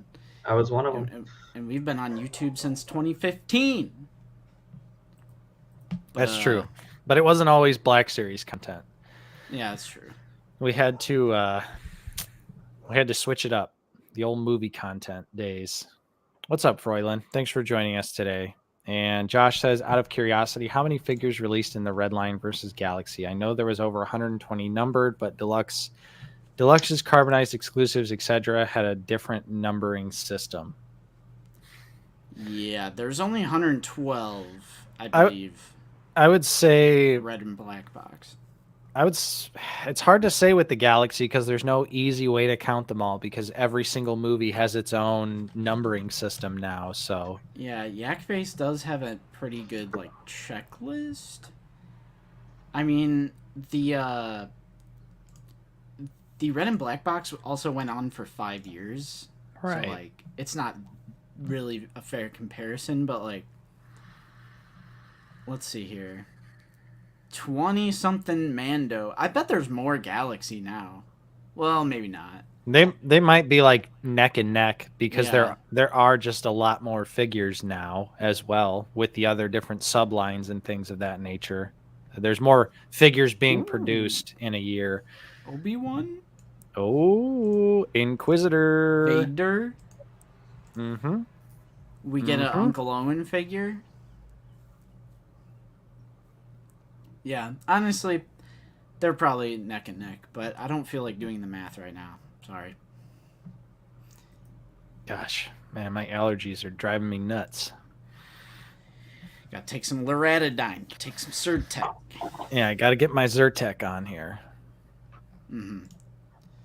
But yeah, so I guess let's move on to another part of the stream here. So we've got our recent pickups, which is always a great segment every week.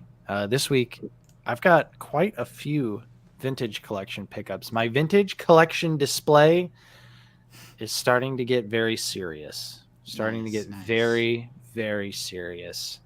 Yeah, would you like to go first then? Sure. Yeah, All right, I've got a few things. I'll start with my non-Star Wars related stuff just to get it out of the way. I did pick up the Walmart exclusive Wally West Flash from McFarlane DC Multiverse here.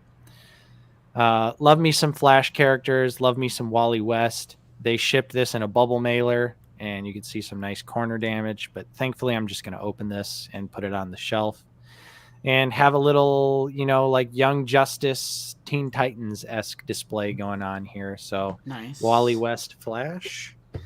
And I did also get a Spawn pickup this week, and that is Spawn with the throne here. This is the Spawn that doesn't come with a full cape, but you can see he comes with a giant throne of garbage that has some really nice detailing on it. It's supposed to emulate the artwork that's on the back of the box here. Some great Greg Capullo Spawn artwork. And yeah, this is just a really nice set. I love the McFarlane Spawn line. I think what he's been able to do with Spawn nowadays is absolutely fantastic. And I'm going to get a custom soft goods cape for this Spawn here. And I think it's going to look absolutely amazing. I just got to track down the right one. So I got that from Big Bad. Nice. Which I like that throne. Yeah, the throne is sick. It's got like a lot of really nice like skull details on it and things of that nature. Yeah, and the original figure is sick too. But yeah, I absolutely love the Spawn line. I'm in deep with the Spawn stuff. Can't wait to get Cygor as well. I definitely want to get that figure too. But and then my last McFarlane pickup was the Entertainment Earth exclusive glow-in-the-dark Batman Beyond here. So this is the same figure that we've seen 2 times already, but now with little bits of glow-in-the-dark paint. Sort of kind of like when, he would get battle damaged in the show and the suit would kind of, get all crackly and stuff like that. Mm-hmm. And I'm a sucker for glow-in-the-dark. What can I say? I love glow-in-the-dark figures. That's one of my favorite gimmicks. So you put Batman Beyond with glow-in-the-dark paint. Yeah, I'm gonna buy it. I did also manage to, I said it last week, but I did get them. I did manage to score 2 Death Watch Mandos off of Amazon, which Justin is now the proud owner of one of them. I got 2 just in case he wanted 2, but Justin said he was good with just 1 for now. So I have the second one here. And luckily for all you folks out there, this is probably going to be included in an upcoming giveaway. So, whoa! We've got a spare Death Watch Mandalorian here. that will probably be part of the 10K giveaway, or maybe a channel member only giveaway. I haven't quite decided where we're going to throw this in at, but yeah, I figured with the extra one, I decided ultimately I'm good with two. I'm good with two. I don't think I really need to get a third. So we're going to be offering this up as a giveaway for all of you guys for all the great support and everything like that. So Deathwatch Mando, and anyone can use. Guests of the show get. What's that? How many entries do guests of the show get on the giveaway? Well, we'll put you down for 5, Luke. We'll put you down for 5. You don't have the Deathwatch Mando yet? No, I do. Oh, I've okay. got one that I painted and one that I'm keeping as is. Nice. Yeah, I was thinking about picking up. I was thinking about custom painting one because I did get some new weathering, like paint stuff that I wanted to try out. I picked this up. Oh yeah, I got those. I'm not crazy about them. Yeah, but I tried a little bit on my Scarif Trooper model kit here. Yeah, and I mean, I think it looks pretty good, but it does. It's kind of really hard to apply though. Like I really had to sit here and I'm like digging on the figure, like trying to get the paint app effects to. Yeah, I broke the little applicator. Like it just kind of started falling off the stick. Okay, and I was I'm glad I'm not the only one then. I'm glad yes, I'm not the only one. Maybe we're doing it totally. Maybe you're supposed to like use water or something too. That's what I was thinking. I was like, am I supposed to get this wet? Like I don't quite understand how to use this. There's much easier ways to kind of, and cheaper ways, I think, to get those. Yeah. Right, because this was like $12 at Hobby Lobby, but I just thought it looked interesting, so I was like, I just wanted to try it out. And I love the idea of how they have the different kits with different sets of colors and like it's cool. But I just using just like a drop of paint and dry brushing is kind of gets the same effect, but. Right. Or what I've done in the past is I have like a thicker brown Gundam marker, and I'll like, do some light painting, and then I'll take a Q-tip and kind of like spread it out across the figure. Oh, nice.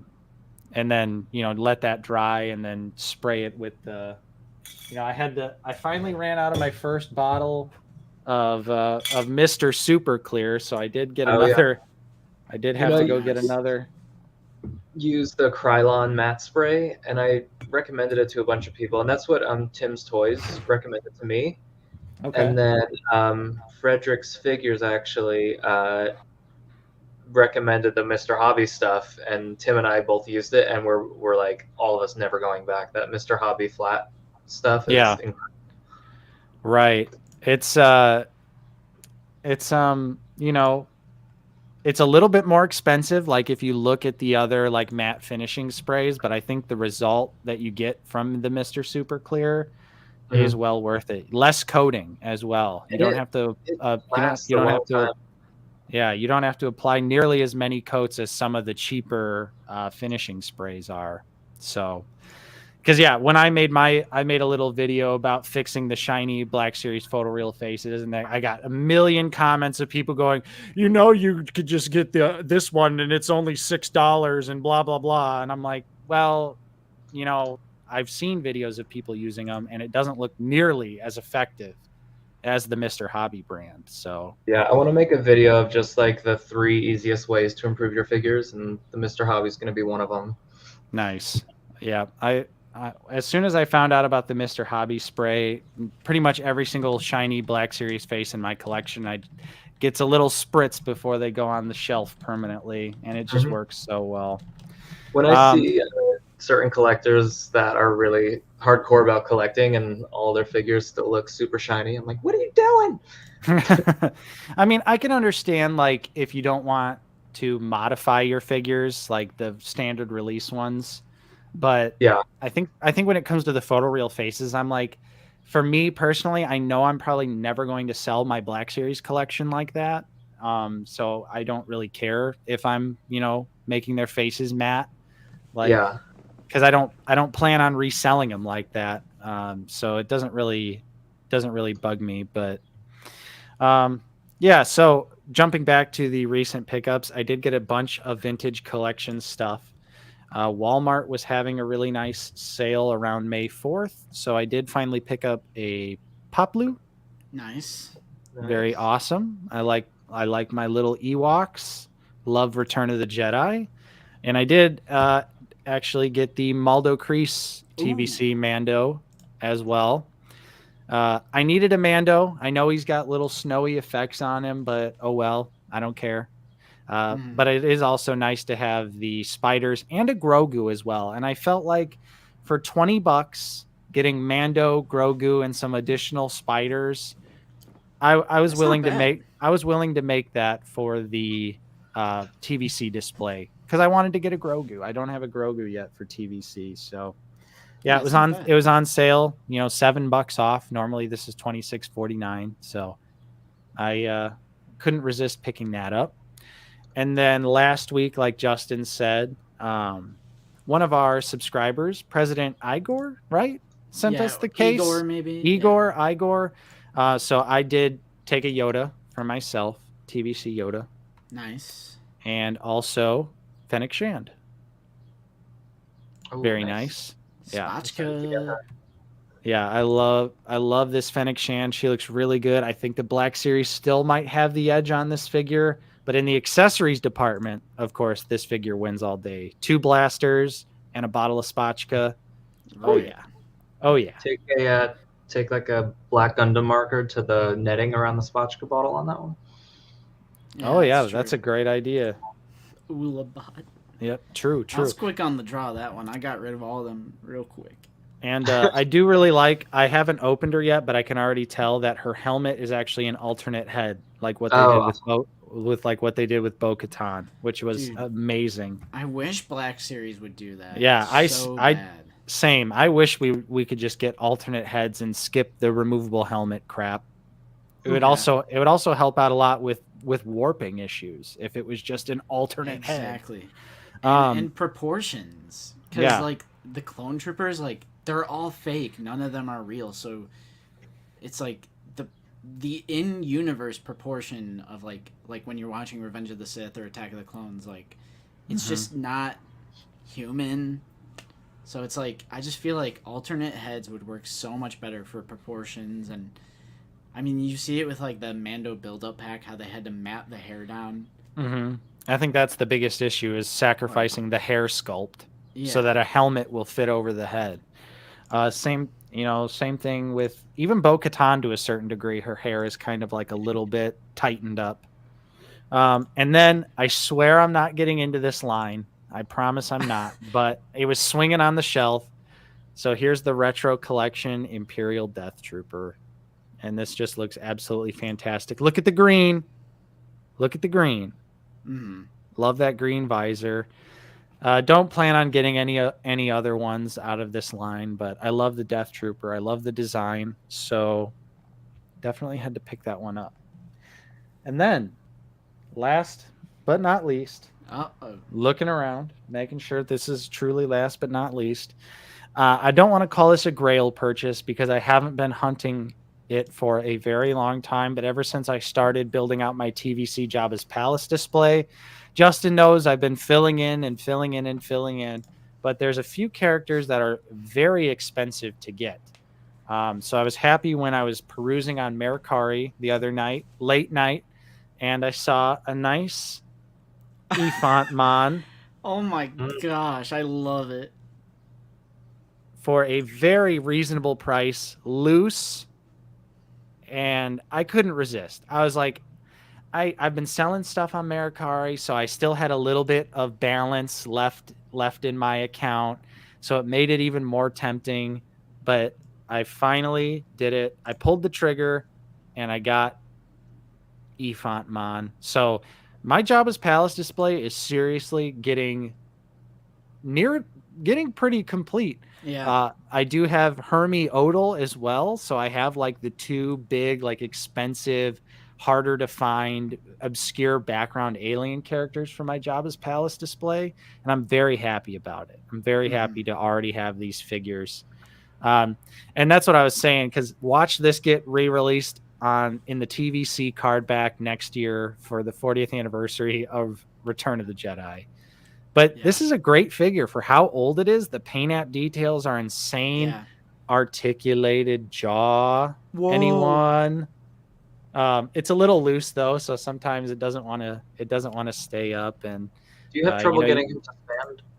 Yeah, absolutely. This thing is I don't already understand how he's supposed to be standing. Yeah, he's very top heavy and very front heavy, of course, due to the enormous head. So, and the legs are pretty loose on him, so that doesn't help either. And so, yeah, he's been tipping forward every once in a while. If only he had a cane. Yeah, well, he does have the cane, but it's so short it like doesn't really do much for him. Yeah. So it's it's been a battle, but I'm just so happy to have Efontmon, and I only paid like $30 for it. So I was like, that was way under, what this guy goes for, loose or in package. So I said, hell yeah, this is gonna be mine. And now it is. My Black Series Jabba's Palace diorama for a bit when I had that up. Nice. Kind of blends in scale-wise. Yeah, it is a big figure. It is actually a rather large figure for like if I got the 2/12 right here. Yeah, see, it's a big 3 3/4 inch figure. It's definitely massive. I got a few should be 3 3/4 inch figures to fill out the shelf, and just kind of had them towards the back as if it was just some perspective making them smaller. Right, like they're far away. Yeah, that'll fool them. Yeah, Mark is asking if the cane pulls apart to reveal a knife. It doesn't feel like it, but there is like a little hole at the bottom of the cane. Maybe I'm missing a piece of the figure. What's up, Starkiller? I don't know for sure, but I'm just happy to have the representation, because I really wasn't trying to pay like the $50-$60 that the figure goes for typically, especially for a 3 3/4 inch figure. I just couldn't justify spending that much. I do really want to get, though, I think the last figure that I truly want, like in my heart of hearts for my Jabba's Palace display, is the one dancer that has like the I can't remember her name. I know what it would be off the she's like dancing right away. She's like kicking in the air and stuff. I'm gonna look at my Merikari because I know I have her saved as a like. Yeah, here we go. Yarna Doll Gargan. That's what I want. This is probably my next 3 3/4 inch purchase if I can find it for the right price. But yeah. That's all I got, though. That is really it was a good week, though, for vintage collection for me. Got a lot of vintage collection pickups. So yeah, Luke, do you have anything you'd like to talk about that you picked up recently? Well, I had the crazy experience of getting Nolan Cheel the day it was announced. I live about an hour away from this collector's expo that's every weekend, so it's kind of like a convention, but it's every weekend, and there's 2 booths there that either import or just have the hookup, and like I found Antok Merrick and Galen Erso for like $35 each about 6 months ago. It seems like a while ago, and I was like, for an extra like $5 off of what you'd pay to get it shipped retail, I snagged them. But yeah, this like 30 minutes after the Hasbro stream, this one booth posted Toy Hideout. They posted that they had the Nolan Cheel in stock, and I messaged him and asked him for what the price was, and it was more than I would have paid. But I asked another collector that lives in a different state if he was interested, and he said yes. So I got in the car, drove over, picked it up, brought it home, shot a little video, and then shipped it back out. Nice. And so that was cool. But it was really kind of surreal to get that in hand, like 2 hours after seeing it revealed. Yeah, kind of didn't feel real. Right. So what's your experience with that figure? Do you think it warrants the basically it's like $50 shipped from Hasbro Pulse? Do you feel like it's worth it? I mean, it's hard to, yeah. Well, I guess what that then does is it brings the price of the. It pretty much makes every regular figure and Dan into a deluxe figure. So it's like you're paying $25 for the figure and Dan, and then an extra like $5 for the accessories from the deluxe. And so I think it makes sense in that way, but it's kind of a bummer. Yeah, it's like just getting a deluxe figure that actually feels like a deluxe figure, and then having the price also jump up. But if that's what they have to charge in order to make these kinds of figures possible and keep the line going, I'm okay with it. It's a controversial opinion. I don't, if you look at how consistently that price stayed at $19.99 for how many years, kind of wild. So seeing that jump up just with inflation plus just the current state of manufacturing and shipping right now, I think it's almost impressive that they've been able to stay afloat altogether. But it's not going to be a popular opinion. Yeah, absolutely. But I mean, we agree though. It's like the price was going to go up one day. Does it suck that it's gone up so much so quickly? Yeah, absolutely it does. But like we talk about, you just end up at the end of the day, you got to be a little bit more selective, maybe. Cut some of the other plastic out of your life. If you're someone like me that collects many different lines, you got to give some stuff up. And I knew that day would come eventually where you can't collect everything. It's not possible. So the price increase across the board for all these different companies and everything, sometimes you just got to make that choice. Yeah, I'm sorry, everyone. Kiwi's acting crazy. I'm trying to. It's because she's all alone. Right. I don't know where everyone went. Cars are gone. They all left you. They all left. Now Kiwi's restless. So you got the Nolan Shield. Anything else? I had the Nolan Shield for about 6 hours, and then packed it back up. But trying to think what else. Oh, I also was able to get Sergeant Creel from a different vendor at Frank's, and I also picked up the Chrysanthemum for $35. That again, these all kind of went to another collector. But I unboxed him. It's a hefty figure. It definitely feels heavier than the Chewbacca figure. And the black finish on it is much less glossy in person. It doesn't look like it was just dipped in ink. But that's good. I was gonna make a video of kind of seeing if you can salvage the Chrysanthemum with like a dry brushing of like a lighter fur, and then end up repainting the armor. And it's like, I think with that it will actually look better on, even just as it is, it looks better than it did in the photos. But it's still not what people want. It still doesn't really feel like Chrysanthemum. Like it doesn't have that presence that Chrysanthemum does. Yeah. Right. Nice. How's Creel? Creel is great. I actually didn't have any real connection to that character, so like opening it up, it just kind of felt like when you open a Gaming Greats figure, like that Gaming Greats Jet Trooper, the one that came out, that was quite plain, where you get it and then you open it and you're like, all right, it's another Stormtrooper. That I kind of had that feeling, right? I didn't have the sense of like getting something new. It felt like, I feel like you could throw a pauldron and throw a lightsaber in the hand of an existing trooper and you'll know what Creel feels like. So, but for people who have really been looking forward to that character or need, want to have that represented on the shelf, I think it'll be a fun pickup. Yeah. And the box itself is beautiful. Yeah, I can't wait to get that figure. I'm pretty excited for it. It was actually the only figure I pre-ordered out of that whole like reveal stream. Yeah.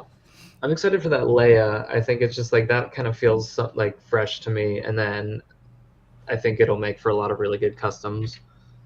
I'll pick up a few when they go on clearance. Right. Yeah, I think Leia's easily going to be the one that, she's going to hit a sale price for sure, which is unfortunate because it does look like a great figure, but, It's another Leia at this point. And thank you to Stinkfist69 for becoming a channel member. We certainly appreciate that. If anyone out there would like to become a channel member, 99 cents a month, you get a Clone Trooper name badge, some cool custom emojis to use on our videos and in the live stream. And of course, you get to support us, which is very nice. And we appreciate each and every one of our channel members. I'm just now noticing the Kiwi spam when I was going through that. Oh, yeah. You know, everyone loves Kiwi. They do. But what she does is she lays up on the couch and looks out on the street. And I live on a busy street, so there's always people like walking their dogs, cars going by, neighbors doing their thing. So that's why she barks. But we've been trying to train her that it's okay to not bark at everything outside. But now no one's home, so she's kind of like, she's going solo. Yep. Greek comic guy, that's funny. That's funny. You want a clone trooper? Well, if you're getting into the Black Series... Matter of fact, hit up the 501st Jet Trooper. That'd be a great one to start off with. And it's easily available on their website. You could probably find them in-store at GameStop, too. True. Very true. And luckily, GameStop allows you to check their inventory just on their website. Yeah. They don't do it for some things, but I know Jet Trooper, it lets you see like which store has it. So yeah, they don't do it for like the first couple weeks, and then after that they're like, okay, now you can see the inventory. Oh, which, speaking of GameStop, my Umbra Operatives finally shipped. Did you say Umbra Operatives plural? Yes, because I bought 2, because you always got to buy 2 from GameStop so you get that free shipping. That's true. Mine, I have a pending charge on my credit card, but it just hasn't shipped. Let me look right now. Maybe it did. Classic. Nope, yeah, still has not. Yeah, mine finally shipped. Luke, are you grabbing the Umbra Operative? Yeah, you know, I actually got...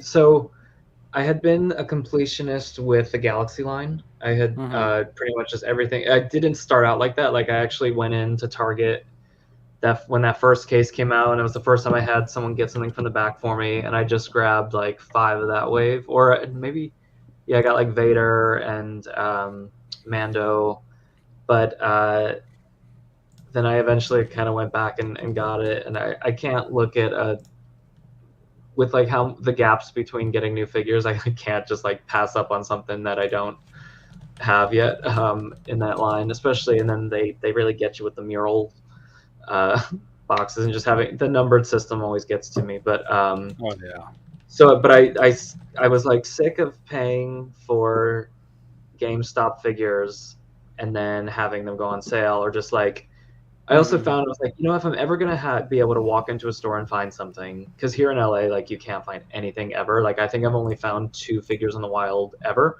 or 2 or 3, and twice I had to like ask them to get something from the back, and the third time was Jar Jar.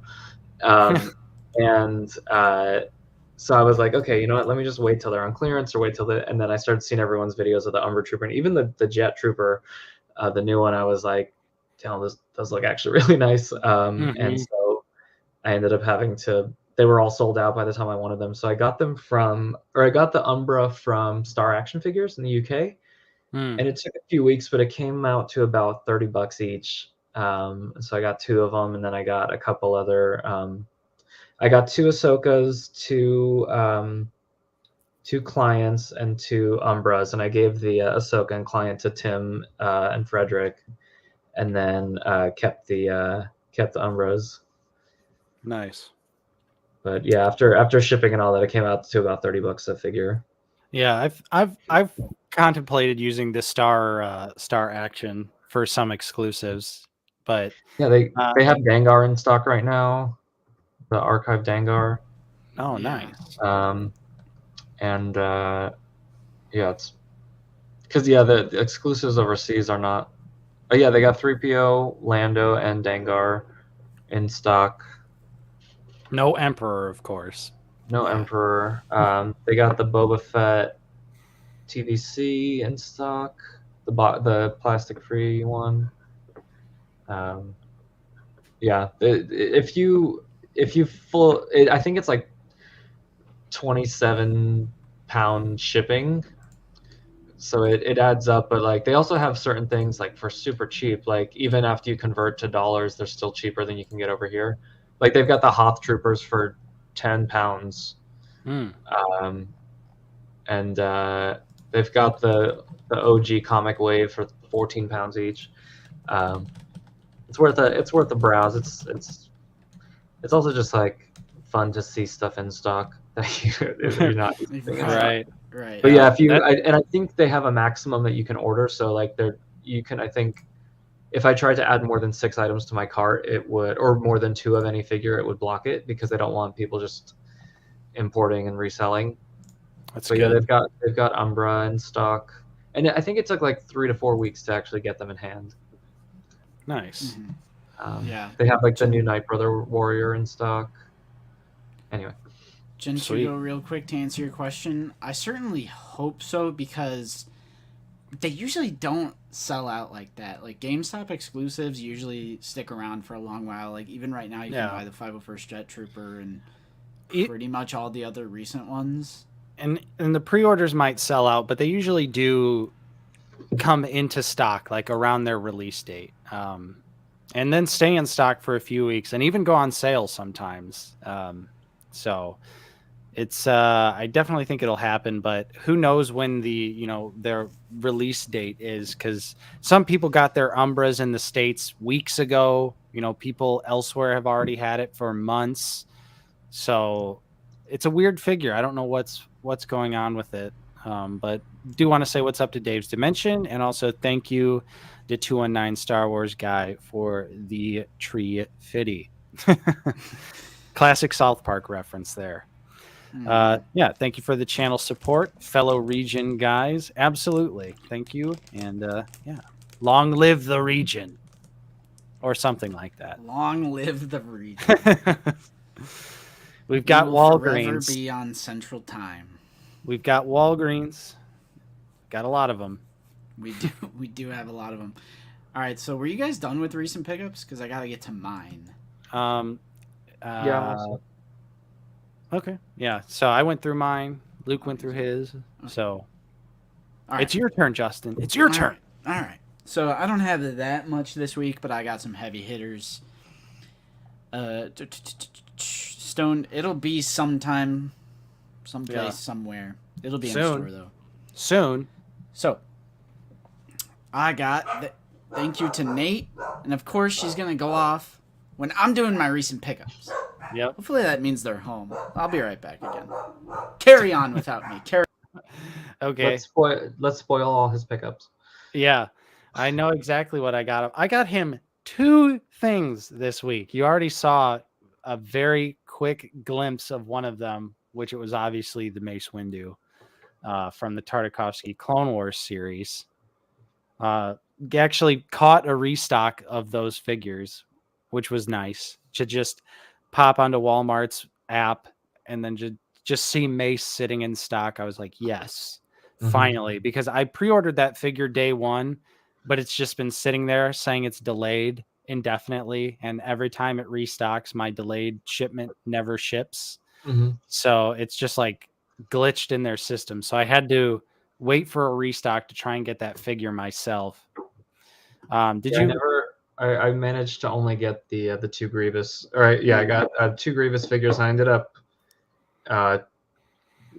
getting rid of both of them and using that to get Mace and Fordo. Fordo was another one that I didn't think I wanted until I just started seeing everyone's reviews of him, and I had kind of missed the boat on that already. Yeah, he's great in hand. I was super happy that I just blindly pre-ordered all of those, but I'm down for anything Tartakovsky Clone Wars related, because I mean, I'm sure we're similarly aged, so I'm sure growing up the Tartakovsky Clone Wars series was probably something that you watched as well, I'd imagine. I actually had not seen it till it came to Disney Plus. Wow. So what'd you think about it then? I never even seen Clone Wars until 2021 probably, or 2020 maybe. Yeah, I mean, it took me a long time to watch 3D Clone Wars too. Yeah. Yeah. I still haven't finished it. I haven't seen all of it. You got to get in. You got to get on it. Like season 3 onward, it's just a breeze. I've seen so much of it, and I've seen so many episodes multiple times. Like I did like the kind of essential episodes and like all of that. And so now it's like if I start to, I'm like, okay, I'm gonna start with episode 1 and just watch it. So I've seen like the first 3 episodes like 6 times in the past 2 years now, and then I like, fall off the thing. So it's like it's like, how you like every time you start a new workout program, you take progress pictures, and then you just have like a whole album of before pictures and no after pictures. You're just like, yep, so I feel with Clone Wars watching. I'm like, okay, how many times do I need to start from scratch, and then not finish it? Right. Yeah, I wish I could wipe my memory and just start from episode 1, but right. Chat, absolutely no worries. I am your guy. I remember watching Clone Wars when it aired. I've seen all 7 seasons, own them all on Blu-ray, and it's my second favorite thing to come out of Star Wars. So I am your resident Clone Wars superiority guy. No worries. There's at least one of us here. There you go. But to give you a little bit of an update, Kiwi was barking because they are home, my mom and my girlfriend. But to make up for my trouble, I do have something from Starbucks here. I don't know what it is, but it's good. There you go. Iced white mocha. Ooh, fancy. Nice. All right. Yeah, get back to your recent pickups so I can redeem myself, because chat's been giving me shit all stream. What are they giving you shit for? The Death Watch Mandos. Why? Because I kept the 2 in the case for myself. Yeah. Now go ahead and show your recent pickups. All right. Now go ahead and show your recent pickups. This is literally like this recent pickup session is. Yeah, right. Justin owns Clone Wars Season 7 on Blu-ray. All right, with the exception of Clone Wars Season 7, because Disney hates physical media. They hate physical media. True. I'm sorry. But this is complete redemption for Nate with all of these almost all of these recent pickups. So, first one is the Tartakovsky Clone Wars Mace Windu.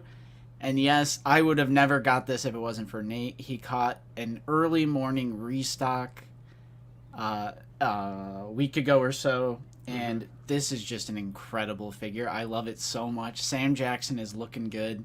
I love the new clone bits on the arms and the little overlay clone thing.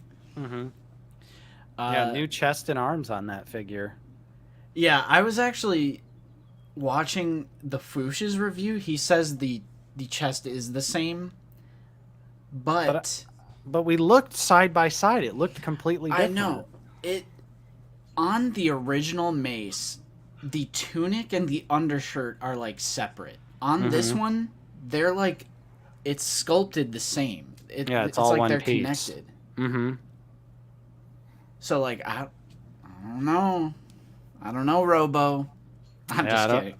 Yeah, Robo. Now Robo's gonna reply in the chat. It's gonna happen. We're gonna do it, just like we manifest Yak Face a few times. Yeah, but Jason? soft goods on this guy. Like I said, the Sam Jackson is always just like, they do a really good job on the photoreal for our boy Sam, and I completely blown away by this figure. I mean, the original Mace Windu figure is masterful as well.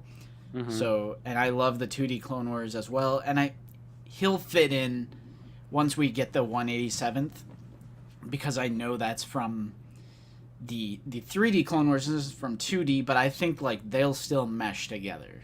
Oh, for sure. So, yeah, that's my first pickup. Mace, good old Mace. Nice. And you're welcome again, Dan, for the Mace. Also hooked up Darth Educator for the Mace. And Stinkfist, as far as the time that I caught the restock, it was pretty early. I want to say maybe like 7 or 8 a.m., somewhere around there, something like that.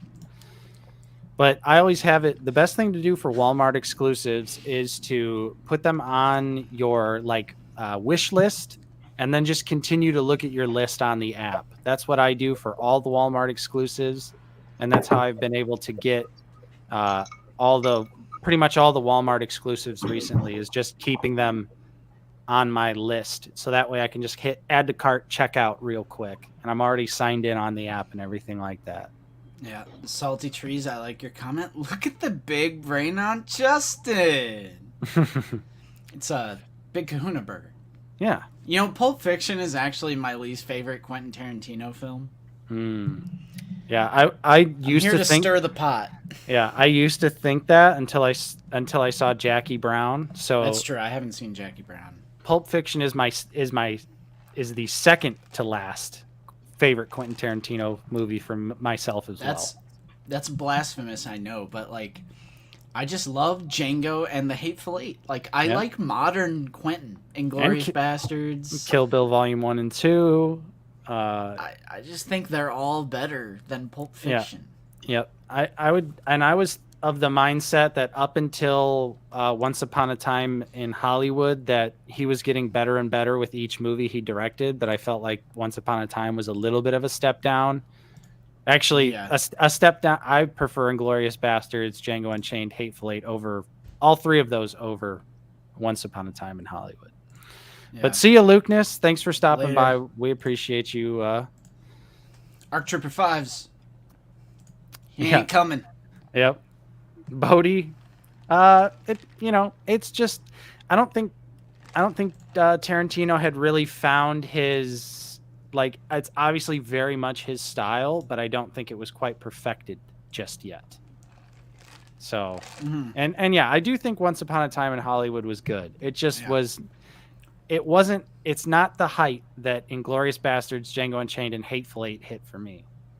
Yeah. My personal favorite is The Hateful Eight, which is a very odd choice for favorite Quentin Tarantino, but I think it's just the dialogue alone, it's one of the most quotable movies that I've ever seen. But anyway. Yeah. Anyways. Now that because we always go back to our film roots, Nate. Right. It's hard to resist. It's a hard good to chat resist. about movies. So, and that was because of Nate. So Nate Redemption, and then yes, I did get one Death Watch Mando, and Nate literally ordered 2 in case I wanted both, but I've just been going a little hard lately. I needed to pump the brakes a little bit, but obviously I had to pick one up, and the blast effects from Deluxe Boba fit in there. Yes. So I plan on doing. I actually busted it out. I got my flight stand here, hasbro Pulse, so I'm gonna pose them around and do that. But man, I just love this figure so much. Brand new, head to toe, brand new. Pretty incredible. I love the weapon that it comes with like the grip, and the stock, and just great articulation. I actually thought that there was if you can see the dot on there. Yeah. The dot is on all the figures. Yeah. When I got that one, I was like, oh man, there's a blemish. That I thought it was like extra plastic or paint. And I don't know why it's just more apparent on the Death Watch Mandalorian, but no, they're on Boba Fett. Like even the original Boba Fett, it's less noticeable though, but he does have that little dot on the cheek, this little sculpted dot. And then I looked at like the Hot Toy, and that had it. The Vintage Collection has it. I was like, thank goodness, because it was bothering me so much. But now that I know it's intentional. So for all you lore junkies out there, like, what is the point of this dot on Mando helmets? I did not give up the 2. Yes, he did. Yeah, show that again. That's it. I did not give up the 2. Yeah, he caught a restock on Amazon, another early morning thing. Yep. I get up for work every day at 5:30, and usually the first thing I do is I go on Target's app, and then I go on Walmart's app, and then I look at Amazon to see if anything has restocked overnight or is in stock in the wee hours of the morning. Yeah. And that's when I strike. And that is when I strike. Yeah, so this is probably my favorite pickup. It's just, I totally recommend getting this. Again, it's not a repaint. It is 100% brand new. I can't say that enough because the Black Series community can get I feel like they easily write off a lot of things where it's like you might not even know that it's new, and we're just instantly berating the comment section of Yakface going shitty repaints by Hasbro, but like a lot of these times it's like no, there's actually either a lot of new tooling, or in this case it's a newly sculpted figure. And yeah, the blast effects are cool and they fit, so that's nice. Yep. Yeah, it's a fantastic figure. Deathwatch Mando is essential. Yeah, Norsky says, I believe the dot is an attachment point for an oxygen tube. Not sure. Nice. Yeah, I can see that. Yeah. Oh, you can see it on the Black Series helmets too. Is that on your prototype Boba Fett then? Yeah, it is. All right. It's got the dot. All right, let's see here. Oh yeah, and of course, just today on the top shelf, the Boba Fett. And if you're just now joining us or you weren't here earlier, you can use BrickSeek to find this if it's at a local Walmart near you. I got a pretty good copy. He looks really decent. I like the helmet, and I like the re-armored look of Boba from Mando Season 2. Yeah. So I was pretty happy to get this, and I'm happy to report that the drapes are not brown. There is a possibility that they're brown, but it's like a super, super, super dark color, unlike the Hasbro image. It's wild how bad those photos were. Right, like they boosted that saturation. Yeah, it's just I think it was a white balance issue. Same with the Ahsoka. Like those photos are so weird. I think they were very rushed with both of those. But I did a gray wash on my Boba, and just got that green a little bit closer to what it looks like on the show, and it makes a big difference. Nice. Roman, are you talking about the Death Watch? Because the key, I don't know how well it's going to show up. Yeah. Yeah, you got to fit it in the hand. Thumb on the top part. Yeah, put the thumb over the buttstock of the blaster, and he holds it much more naturally and much better. Not the jetpack. My jetpack just flew out, but if you can see how I do it, you just put the thumb where like the lever is. Not a blaster expert around these parts. Yeah. But wasn't there another figure though recently where Hasbro did the same thing, like the promo pictures were jacked. Never mind. No, yeah, where the promo pictures were just beyond belief bad, like in terms of the color grading. I forget. It's been happening a lot recently. The Ahsoka. Boss. Oh yeah, it was Boss. Yeah, because Boss was red in the promo pics. Everyone's like, "Why is he red?" Yeah.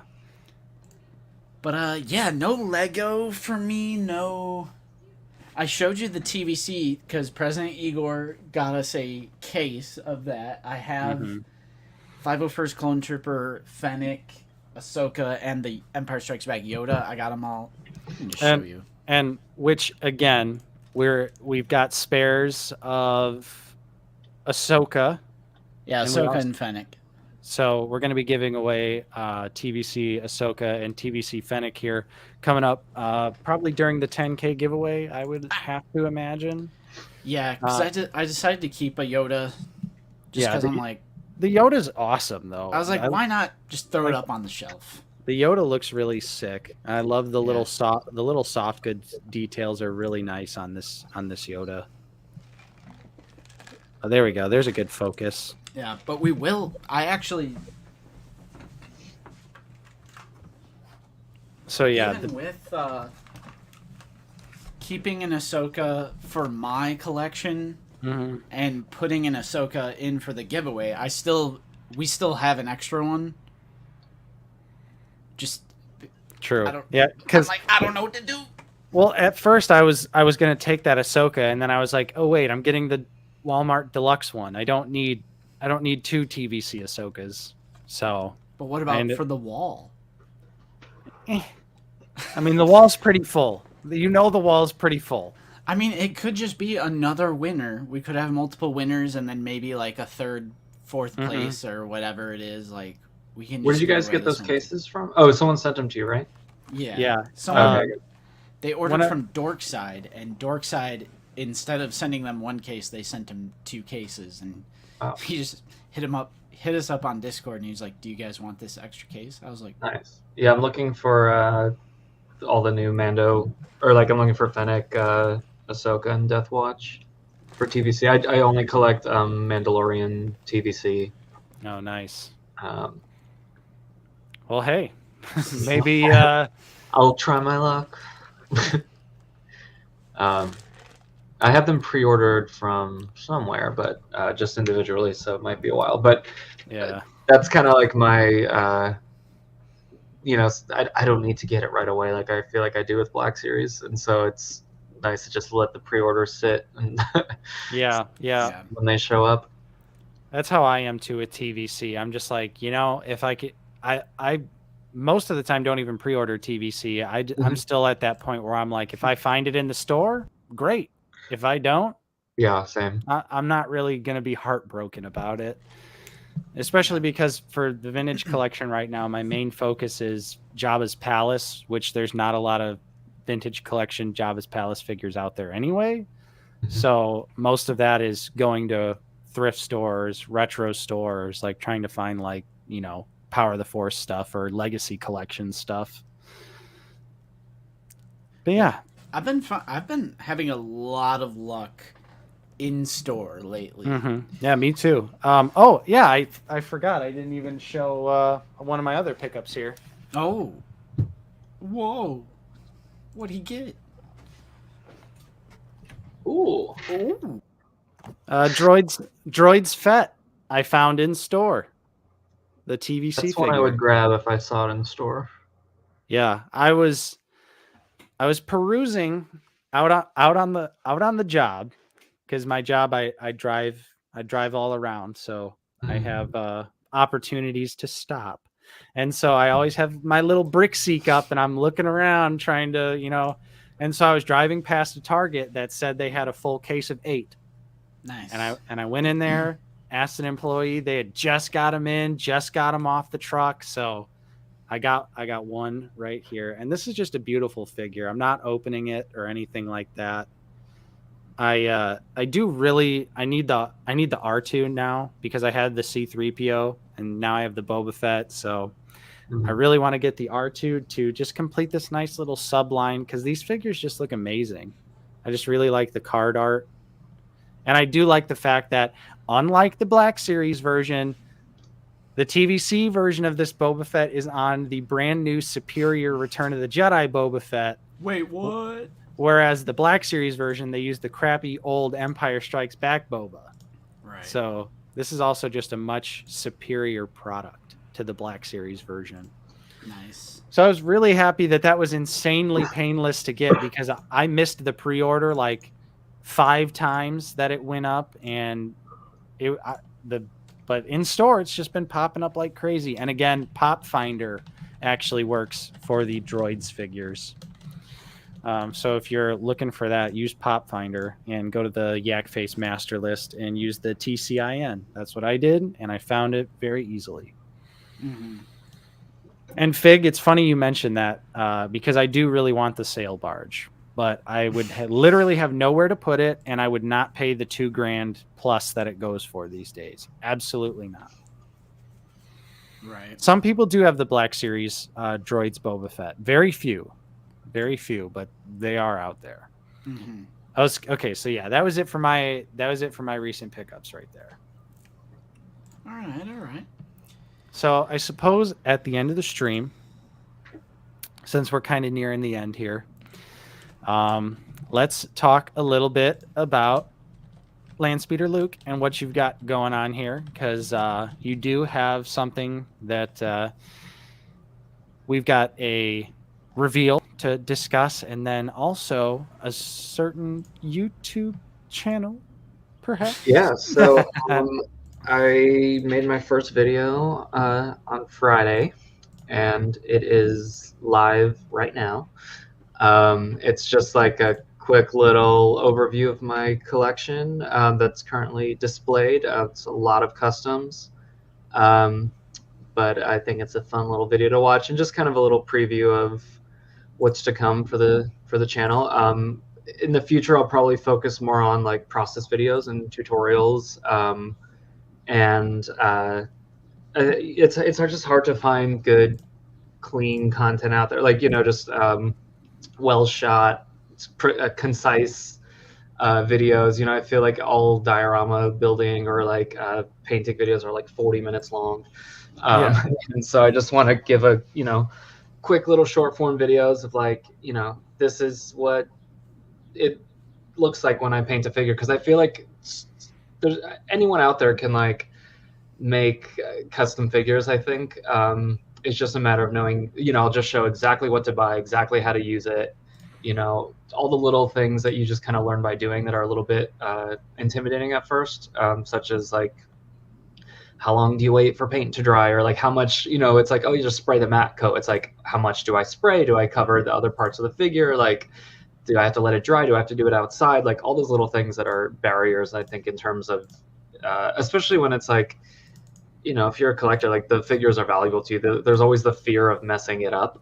Right. And I also want to take like cheaper figures such as like Orasing and be like, okay, here's how with one paintbrush and one little thing of $3 paint, we're going to go from orange Orasing to black Orasing with no guesswork, and so that's kind of what I'll be focusing on. And then as well as just like showing kind of how I sculpt my dioramas from start to finish, and then how I paint them as well, because I think a lot of the people even that are on my Patreon and 3D print their own stuff, the painting of those is a difficult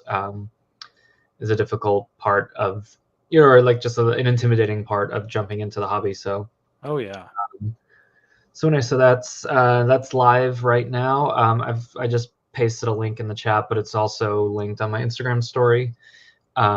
And then I've got this week's diorama to reveal, which is going to go live on Etsy and Patreon right now. And it's the Duel. Sick. Ooh. And I should have sent you the other pictures. That little wedge right there, that's completely unpainted. So you can just print each filament or each section in the color that it needs to be. And it's exactly 1/8 of a circle. So if you were to print a few of those, you can kind of complete that entire scene if you wanted to, because the wall piece comes out. So if you want to use the hallways or make the hallways, but awesome. Yeah, so you can print a couple of those if you want, or just one, just to have that little area of the scene.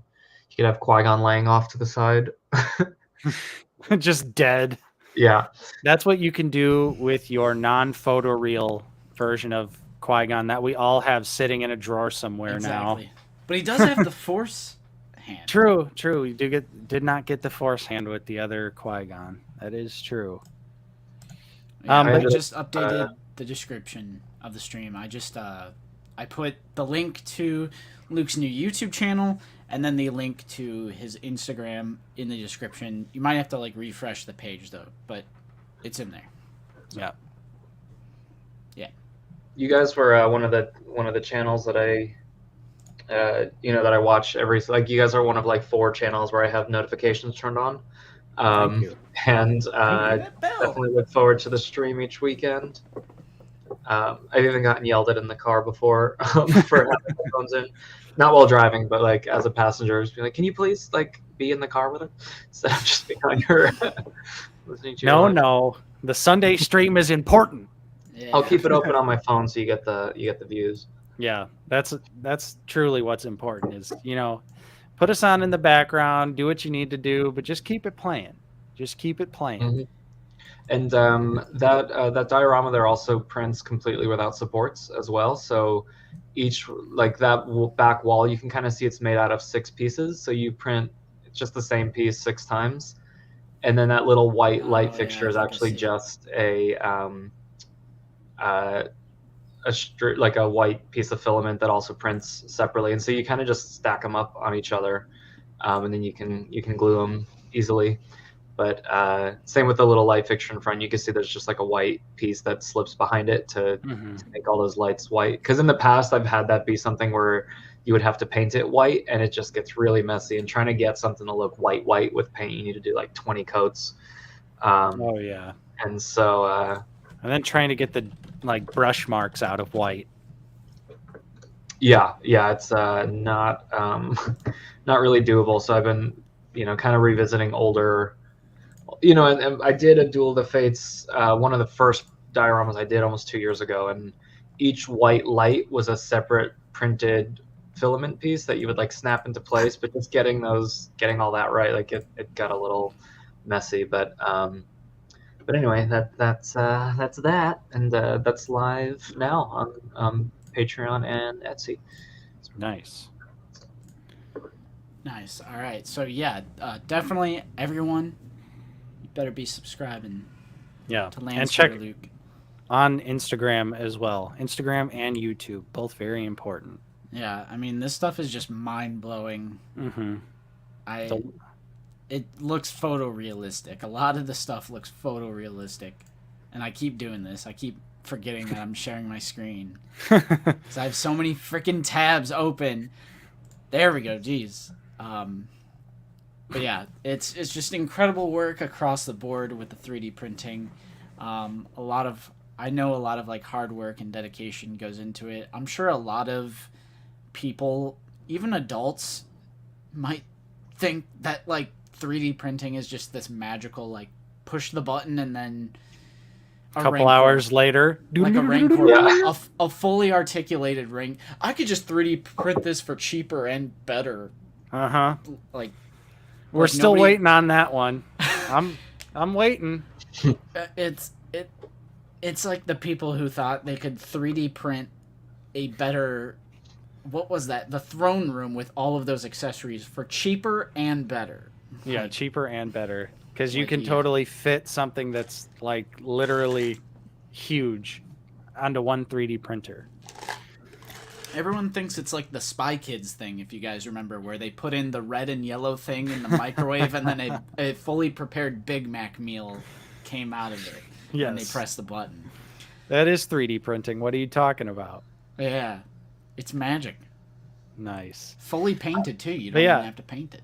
That's awesome that you're getting into YouTube, Luke. I'm super excited to check out some of these videos, especially for myself, where I am dabbling into customizing and things of that nature. And I agree with you. There's so many videos out there that are like painting tutorials and things of that nature, but they're 40 minutes, an hour long, something crazy like that. And I'm like, I don't have that amount of time to watch an hour-long video detailing how to paint something. Like I feel like there is a severe lack of content that is how to customize, but more brief.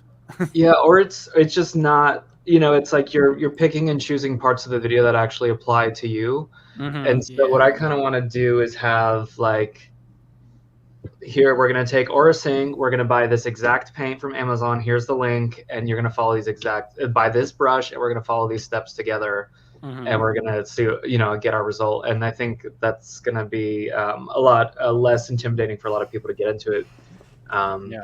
Because I think there's so much, like that's, I think what's kept me in the hobby and kept me going. And like my favorite thing about collecting is being able to customize, or even just like, getting that Ahsoka and being like, oh, I can't wait to hit that with a matte coat. Or, knowing what I'll be able to do in terms of, kit bashing things, and a lot of, even just like putting your figures in hot water to pop the heads off is something that really scares a lot of people. But because they're afraid that they're going to miss something and do something wrong. And so I'm excited to kind of walk everyone through those, just those basics. And because it's one of those things, once you do one thing and it comes out right, you're like, oh shoot, I might as well try this on this other one. Like that actually worked. And I've even found that just the past few months in customizing, like I did have a lot of flops where I'll like kind of ruin a figure and be like, I wish I hadn't ruined that $40 figure. but the more you learn, the better you get at it. And like I had this Attack of the Clones C-3PO that I did a few weeks ago, and I even just last night I picked it up again and feel like I took it to a whole nother level than I could have done just a few weeks before, because I wasn't scared of ruining what I already did. Like you're like, okay, it's close enough. Let me let me just leave it as is. But anyway, by the way, I just made a discount code for my website. If you use code BASEMENT, you get free shipping on the Black Series box. Hey. Yeah, codes. If you click shop on there, I've also got 2 custom sculpted chrysanthemums up there, and I just dropped the price on those. Oh, snap. Nice. So those are pretty much at cost, because the figure was like $25 plus the armor was like $20, and then about 3 hours of work to hand sculpt everything. So those are up there. Don't look at that. Code BASEMENT, free shipping. I've always wanted to be one of those YouTubers. Yeah. Who said use code out of the basement for 20% off. Like, you guys just need to sell out. We sponsored. Yeah. Right. We are in the pockets of Hasbro. We've already sold out. If someone would just hit us up for a sponsorship deal. Bro, Dollar Shave Club? Well, you guys just promoted like 9 things for me for free, so I don't know who's managing you, but you guys got to start asking for some cash. Yeah, right. We're That's gonna start. We like you though. Yeah, exactly. A 99-cent membership. We're gonna have to. You're gonna have to get in touch with our manager, who's gonna require a payment up front before any sort of promoting is done. Yeah. No, Justin and I's. Sorry. No, I was just gonna make a stupid joke. We're gonna create some cryptocurrency, the basement coin, and then we're gonna rug pull all of our subscribers. So we're gonna take the money and run. Wait, Nate, we're live. Oh wait, crap! I want a fully edited green screen sketch of that. Yeah, the basement coin. On my site, there's a local shop guide that I just updated, and it's state by state shops that are actually submitted by my Instagram followers, and it's constantly growing. So there's a form at the bottom to add yours, but just to avoid, it's like it's hard when you're traveling, or even if you're just local, to actually find a good shop. Because you can search like comic shop, you can search toy shop, and you get like a toy shop for babies, or you get a comic book shop that only has like a couple, like they'll have the Jakku Finn for $40, and so these are actually submitted by users, and I'm sure I'm missing a ton. So I hope you guys will submit your own favorites there. Yeah, nice. Yeah, I have been to Graham Cracker Comics. Yeah, Graham Cracker's always a classic when you go to Chicago. We could add at least 2 for Indiana. Yeah, Kokomo Toys and Collectibles, and then Crown Point. Yeah, I'll definitely do that. Right. Yeah, Basement Coin is going to the moon. You better invest. Yeah, I was we made a Spring account, and I was looking at some different like merch options, and one of them was an NFT. I was like, OOTB goes Ponzi scheme. Yeah. OOTB goes Ponzi scheme. I have had someone be very confused about the fact that I was selling like digital files instead of the physical product, and they were like, "So it's like an NFT?" No, it's an STL, honey. Yeah. Those are 3D printing files, sir. Yeah. Yes, exactly. But nice. You're at 110 subscribers. I think you started at 80, so we got around like 30. Nice. Thanks, guys. Sweet. That's cool. Yeah. But seriously, though, I am excited for those tutorial videos because I'm ready to learn. I'm ready to learn from the master. Yeah. And not have to sit through a 45-minute Warhammer painting tutorial to figure out how to just apply a little bit of realistic dry brushing. Mm-hmm. One other idea that I want to do is similar to the way that you guys and other channels do to your top 10 lists, or like best clone troopers or whatever, but actually build out a shelf in real time. So like have kind of like a stagnant shot of an empty shelf and just slowly start filling out those hexagon stands with each figure as we talk about it. Nice. And so by the end of the video, you have like a nice fleshed out like Bad Batch shelf, similar to the ones that I've posted on Instagram. And I think it'd be a fun way to kind of review figures and do top 10 lists while also just like having a unique visual. So that's something that I kind of want to do moving forward. I might do just like all OT aliens or something and throw in some customs and that sort of thing. So I'm looking forward to making those videos. Yeah, that'll be awesome. That'll be great to see what you come up with. And yeah, top 10 videos, stuff like that. Some of the most fun, simple content to make. Just get to talk about your favorite things. Yeah, I find that like a lot of the time I watch those videos from you guys, from Mike Case, from Luke Ness, like, and it's all figures that I already have or already know about, or like I'll watch Nerdzoics, like, you know, or what's Can't Kill Chewie, like cheapest Black Series figures, most expensive. I already know what they all are, but it's like I just want to listen to someone talk about figures for a bit while I'm like doing the dishes or something. And so, yeah, I kind of want to put out some stuff like that. It's just fun to watch and just, you know, or like you watch reviews of figures that you already have. Yeah, I get that a lot. People will comment on my videos and say like, I already have this figure, but you know, I liked seeing XYZ, you know, showing how like maybe didn't realize there was a point of articulation here, or you know, the paint app details or anything like that. Yeah, stuff they didn't realize. Yeah, Mark. You had on your figure. Mark K. It's Landspeeder Luke on YouTube. There should be there's a link in the description. You might have to refresh the live stream though if you don't see it in the description. There's also a link in the chat just now. Yeah, absolutely.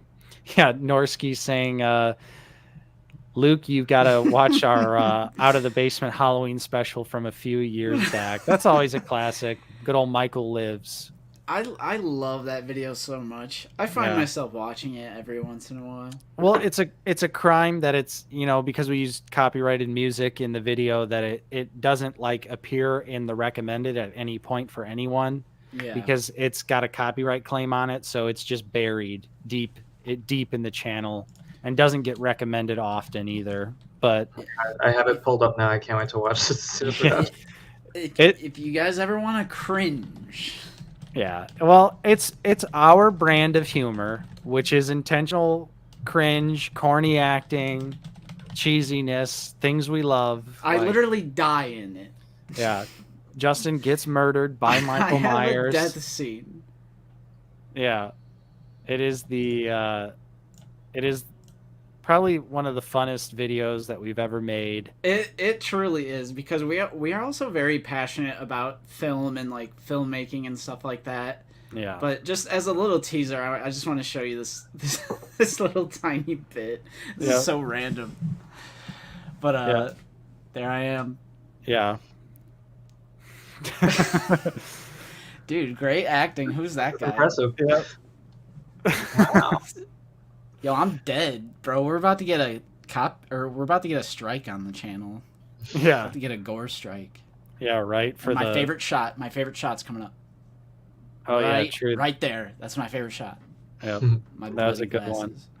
That's so random. I don't know how we. Oh, Norsky, what are you doing bringing that up? Yeah, right. But yeah, that's our old Halloween special from a few years ago that we just put together.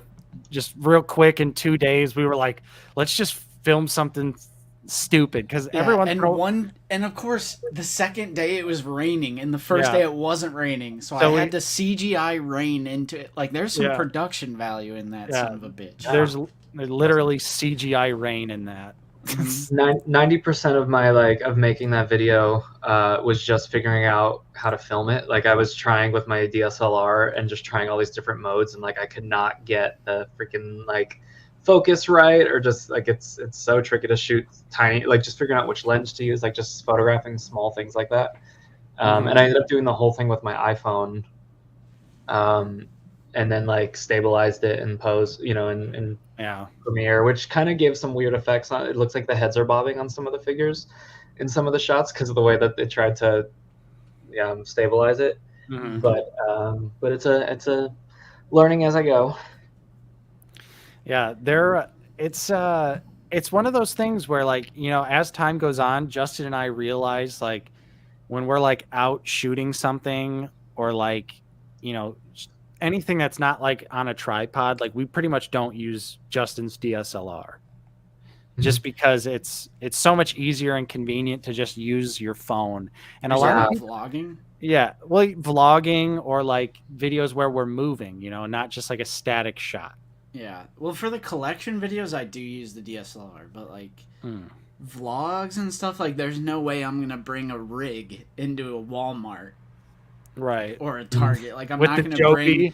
bring the Joby mini tripod with the DSLR on it. Like maybe when we got like special permission for Kokomo Toys, we did do that, but that's different. That's like a toy shop understands what you're doing. Walmart's gonna be like, "What are you doing?" So yeah, like we just use a smartphone, and Nate's reviews are all smartphone as well, iPhone, whatever it is. Yeah, I think that's what I was getting ready to say, was a lot of people that are interested in making content or videos. If you have an iPhone, it goes a long way. Like all of my reviews are shot on my phone, and I think they all look pretty nice, 1080p quality, like pretty clear, nothing too bad. So it's a lot simpler to start making content than a lot of people think.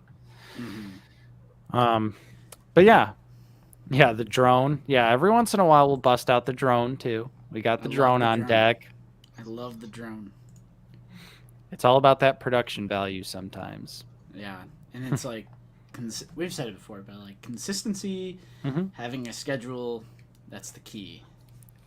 It's key. I mean, that's the only reason we have like nearly 200 people every week, because it's every Sunday, same time, same place, same week, or every week. Yep. So that's how we do. Exactly. Yeah. But yeah, so super excited to see some of your content going forward, Luke, and of course, check out Luke's collection video. It's short, it's sweet, it's to the point. You get to see a lot of great figures. I was pausing that video every 2 seconds going, what's right here? That was my fear. Yeah, you gotta watch it twice, but I figure gotta leave you wanting more for the first video, right? Yeah, absolutely.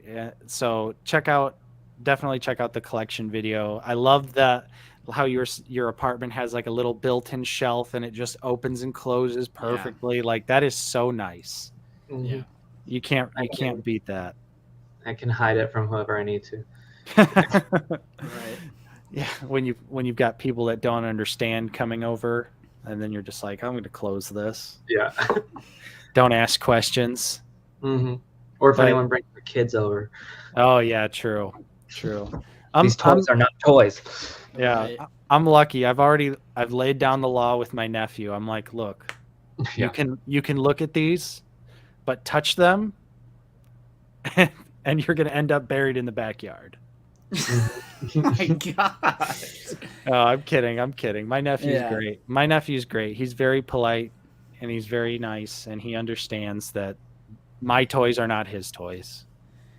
Yeah, same thing with my nieces. I have 2 nieces and a nephew. Well, that live near me. Yeah, they don't mess with any of my stuff. They know I'm crazy. Action figures. Yeah, they're figures. Articulated comic book art. Yeah, something like that. No, but yeah, so Justin, do you have any upcoming videos you wanted to promote real quick before we hit the old dusty trail? I think I have enough to do another update video already. Yeah, like I have a pretty solid list. The Black Series just keeps coming.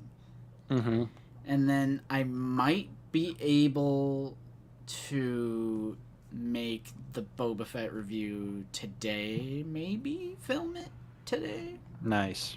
Then, I want to if you do film that, I want you to bring that figure over on Tuesday, because I want to do a comparison video between that and the SH Figure Arts. I think that'd be pretty fun. But yeah, I'll have the Mace Windu Clone Wars review up this week as well. Nice. That'll be a banger. Nice, short, sweet, but informative, and it's just a great figure. And it sucks that it's a Walmart exclusive, and it's such a pain in the ass to get because it's a nice little update variation on Mace Windu, and yeah, it's unfortunate that it's an exclusive figure. It really shouldn't be. I think that Mace Windu would have sold just fine if it was standard packaging. Dude, they're obsessed with Clone Wars. Yeah. Not even just 3D, it's 2D as well. Mm-hmm. With these three, and then the Obi-Wan was a Walgreens as well. Oof. I like what Britt has to say. Always pull out the Dwight Schrute. Those are collectible action figures, and they're worth more than your car. Absolutely. I mean, Even though I don't have any, none of my figures are that valuable. None of them are that valuable. True. My NECA bedsheet Michael Myers from a few years ago is worth a couple $100, but that's like the most expensive piece I've got. Yeah. Everything else is just double digits. Very few figures in my collection are triple digits. But what about all added up? Oh yeah, all added up, of course. Well, then it's thousands. Yeah, it definitely would be. Especially, I just recently I made an account with Action Figure 4-in-1, and you can do the checklist, and they'll tell you what they all retailed for. Mm-hmm. So, like, here, I actually want to show this off. It's pretty cool.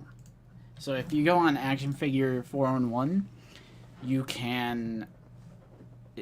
Obviously, they have, like, a master list of all Black Series, and you can, check them... Oops. You can check them off and add them to your collection, and then you can...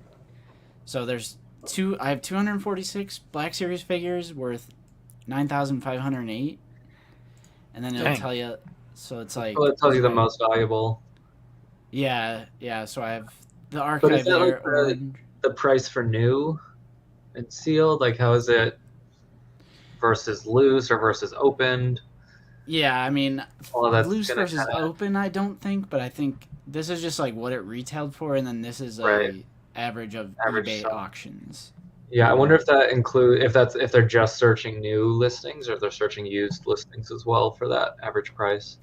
Yeah, that's true. That's a good. But you see, I do have every Blue Line figure. I do have every Blue Line. 16 out of 16. But they got the red, nice Galaxy exclusives, and then you could also put the quantity of how many you have. So it said your least valuable figure is actually Rey's speeder. It's in respect to how much it retailed for. So it's like adjusted for what it originally retailed for, because I have like a $5 something from the sequel trilogy in my collection. Right. But I think it's just adjusted for how much it originally cost. But yeah, I mean, this is how much I've spent. That's not true actually, because that's not counting deals. Yeah. Like it's basically assuming, yeah. And then this is roughly what it would be worth, so. Nice. I made a whole 2.5K in 6 years. Hey, it's more than I made on Bitcoin. Hey. Yeah, isn't it great? Aren't we all glad we bought some Bitcoin? Right? And yeah, the most valuable Clone Trooper Entertainment Earth 4-pack that I got for $39.99. Yeah, that's not even you definitely made more than that, or it's definitely gone up more than just 150 bucks. Yeah, that's true. Yeah, because gotta love Entertainment Earth. Literally had that on a Black Friday special. Yep. I just should have got two.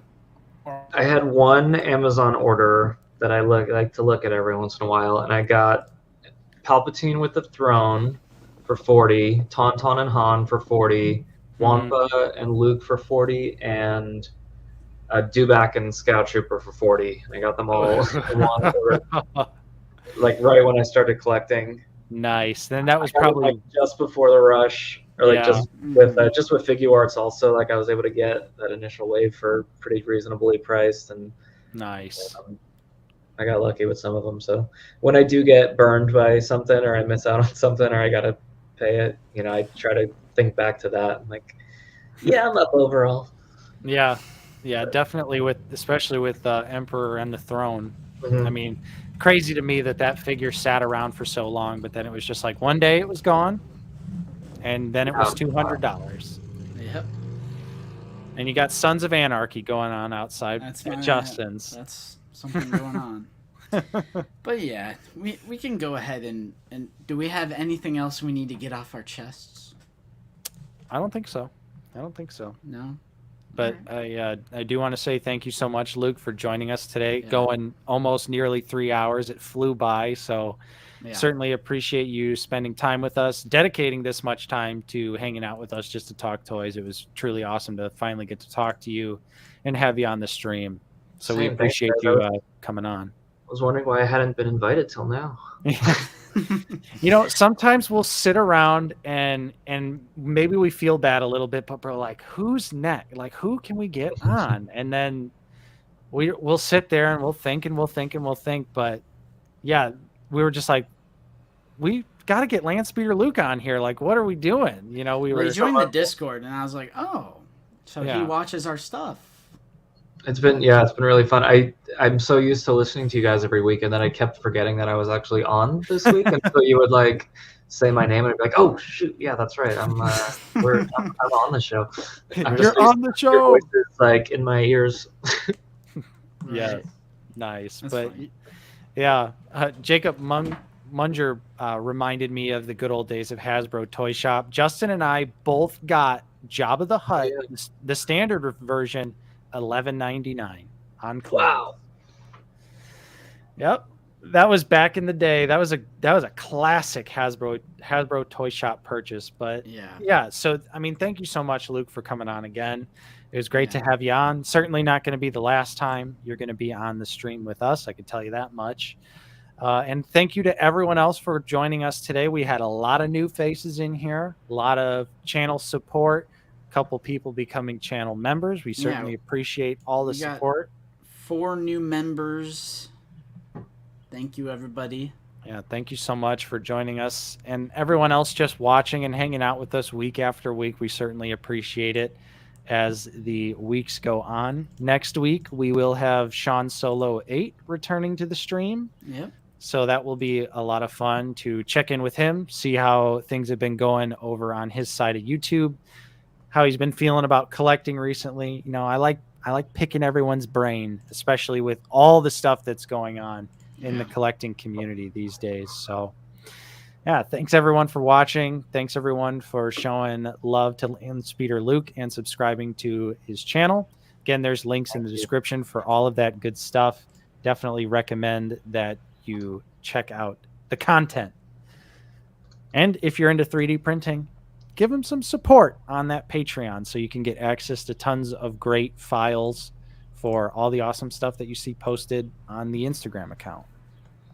Mm-hmm. So yeah, with that being said, be on the lookout for a Boba Fett review from Justin, a Mace Windu review from me. We've got some content coming up this week that you're not going to want to miss out on. So thanks everyone for hanging out with us today. Enjoy the rest of your Sunday. Make good choices. Drink some water. Eat some Chipotle. You know, the classic post stream out of the basement regimen. That's what you got to do. It's true. It's true. It is a ritual. So yeah, thanks so much everyone. Hope you all enjoyed today's stream. I know we certainly had a lot of fun. Of course, I'm Nate. I've been joined with Justin. See you guys later. And Landspeeder Luke. See you guys later. All right, and we will see you all next time, same place, next week on the stream. Take care, everyone. We'll see you next time. Bye, guys. All right, now that we're done, about that basement coin, Nate. Yeah. We're going to pull the rug. I really want to scam everyone. I want to scam all of our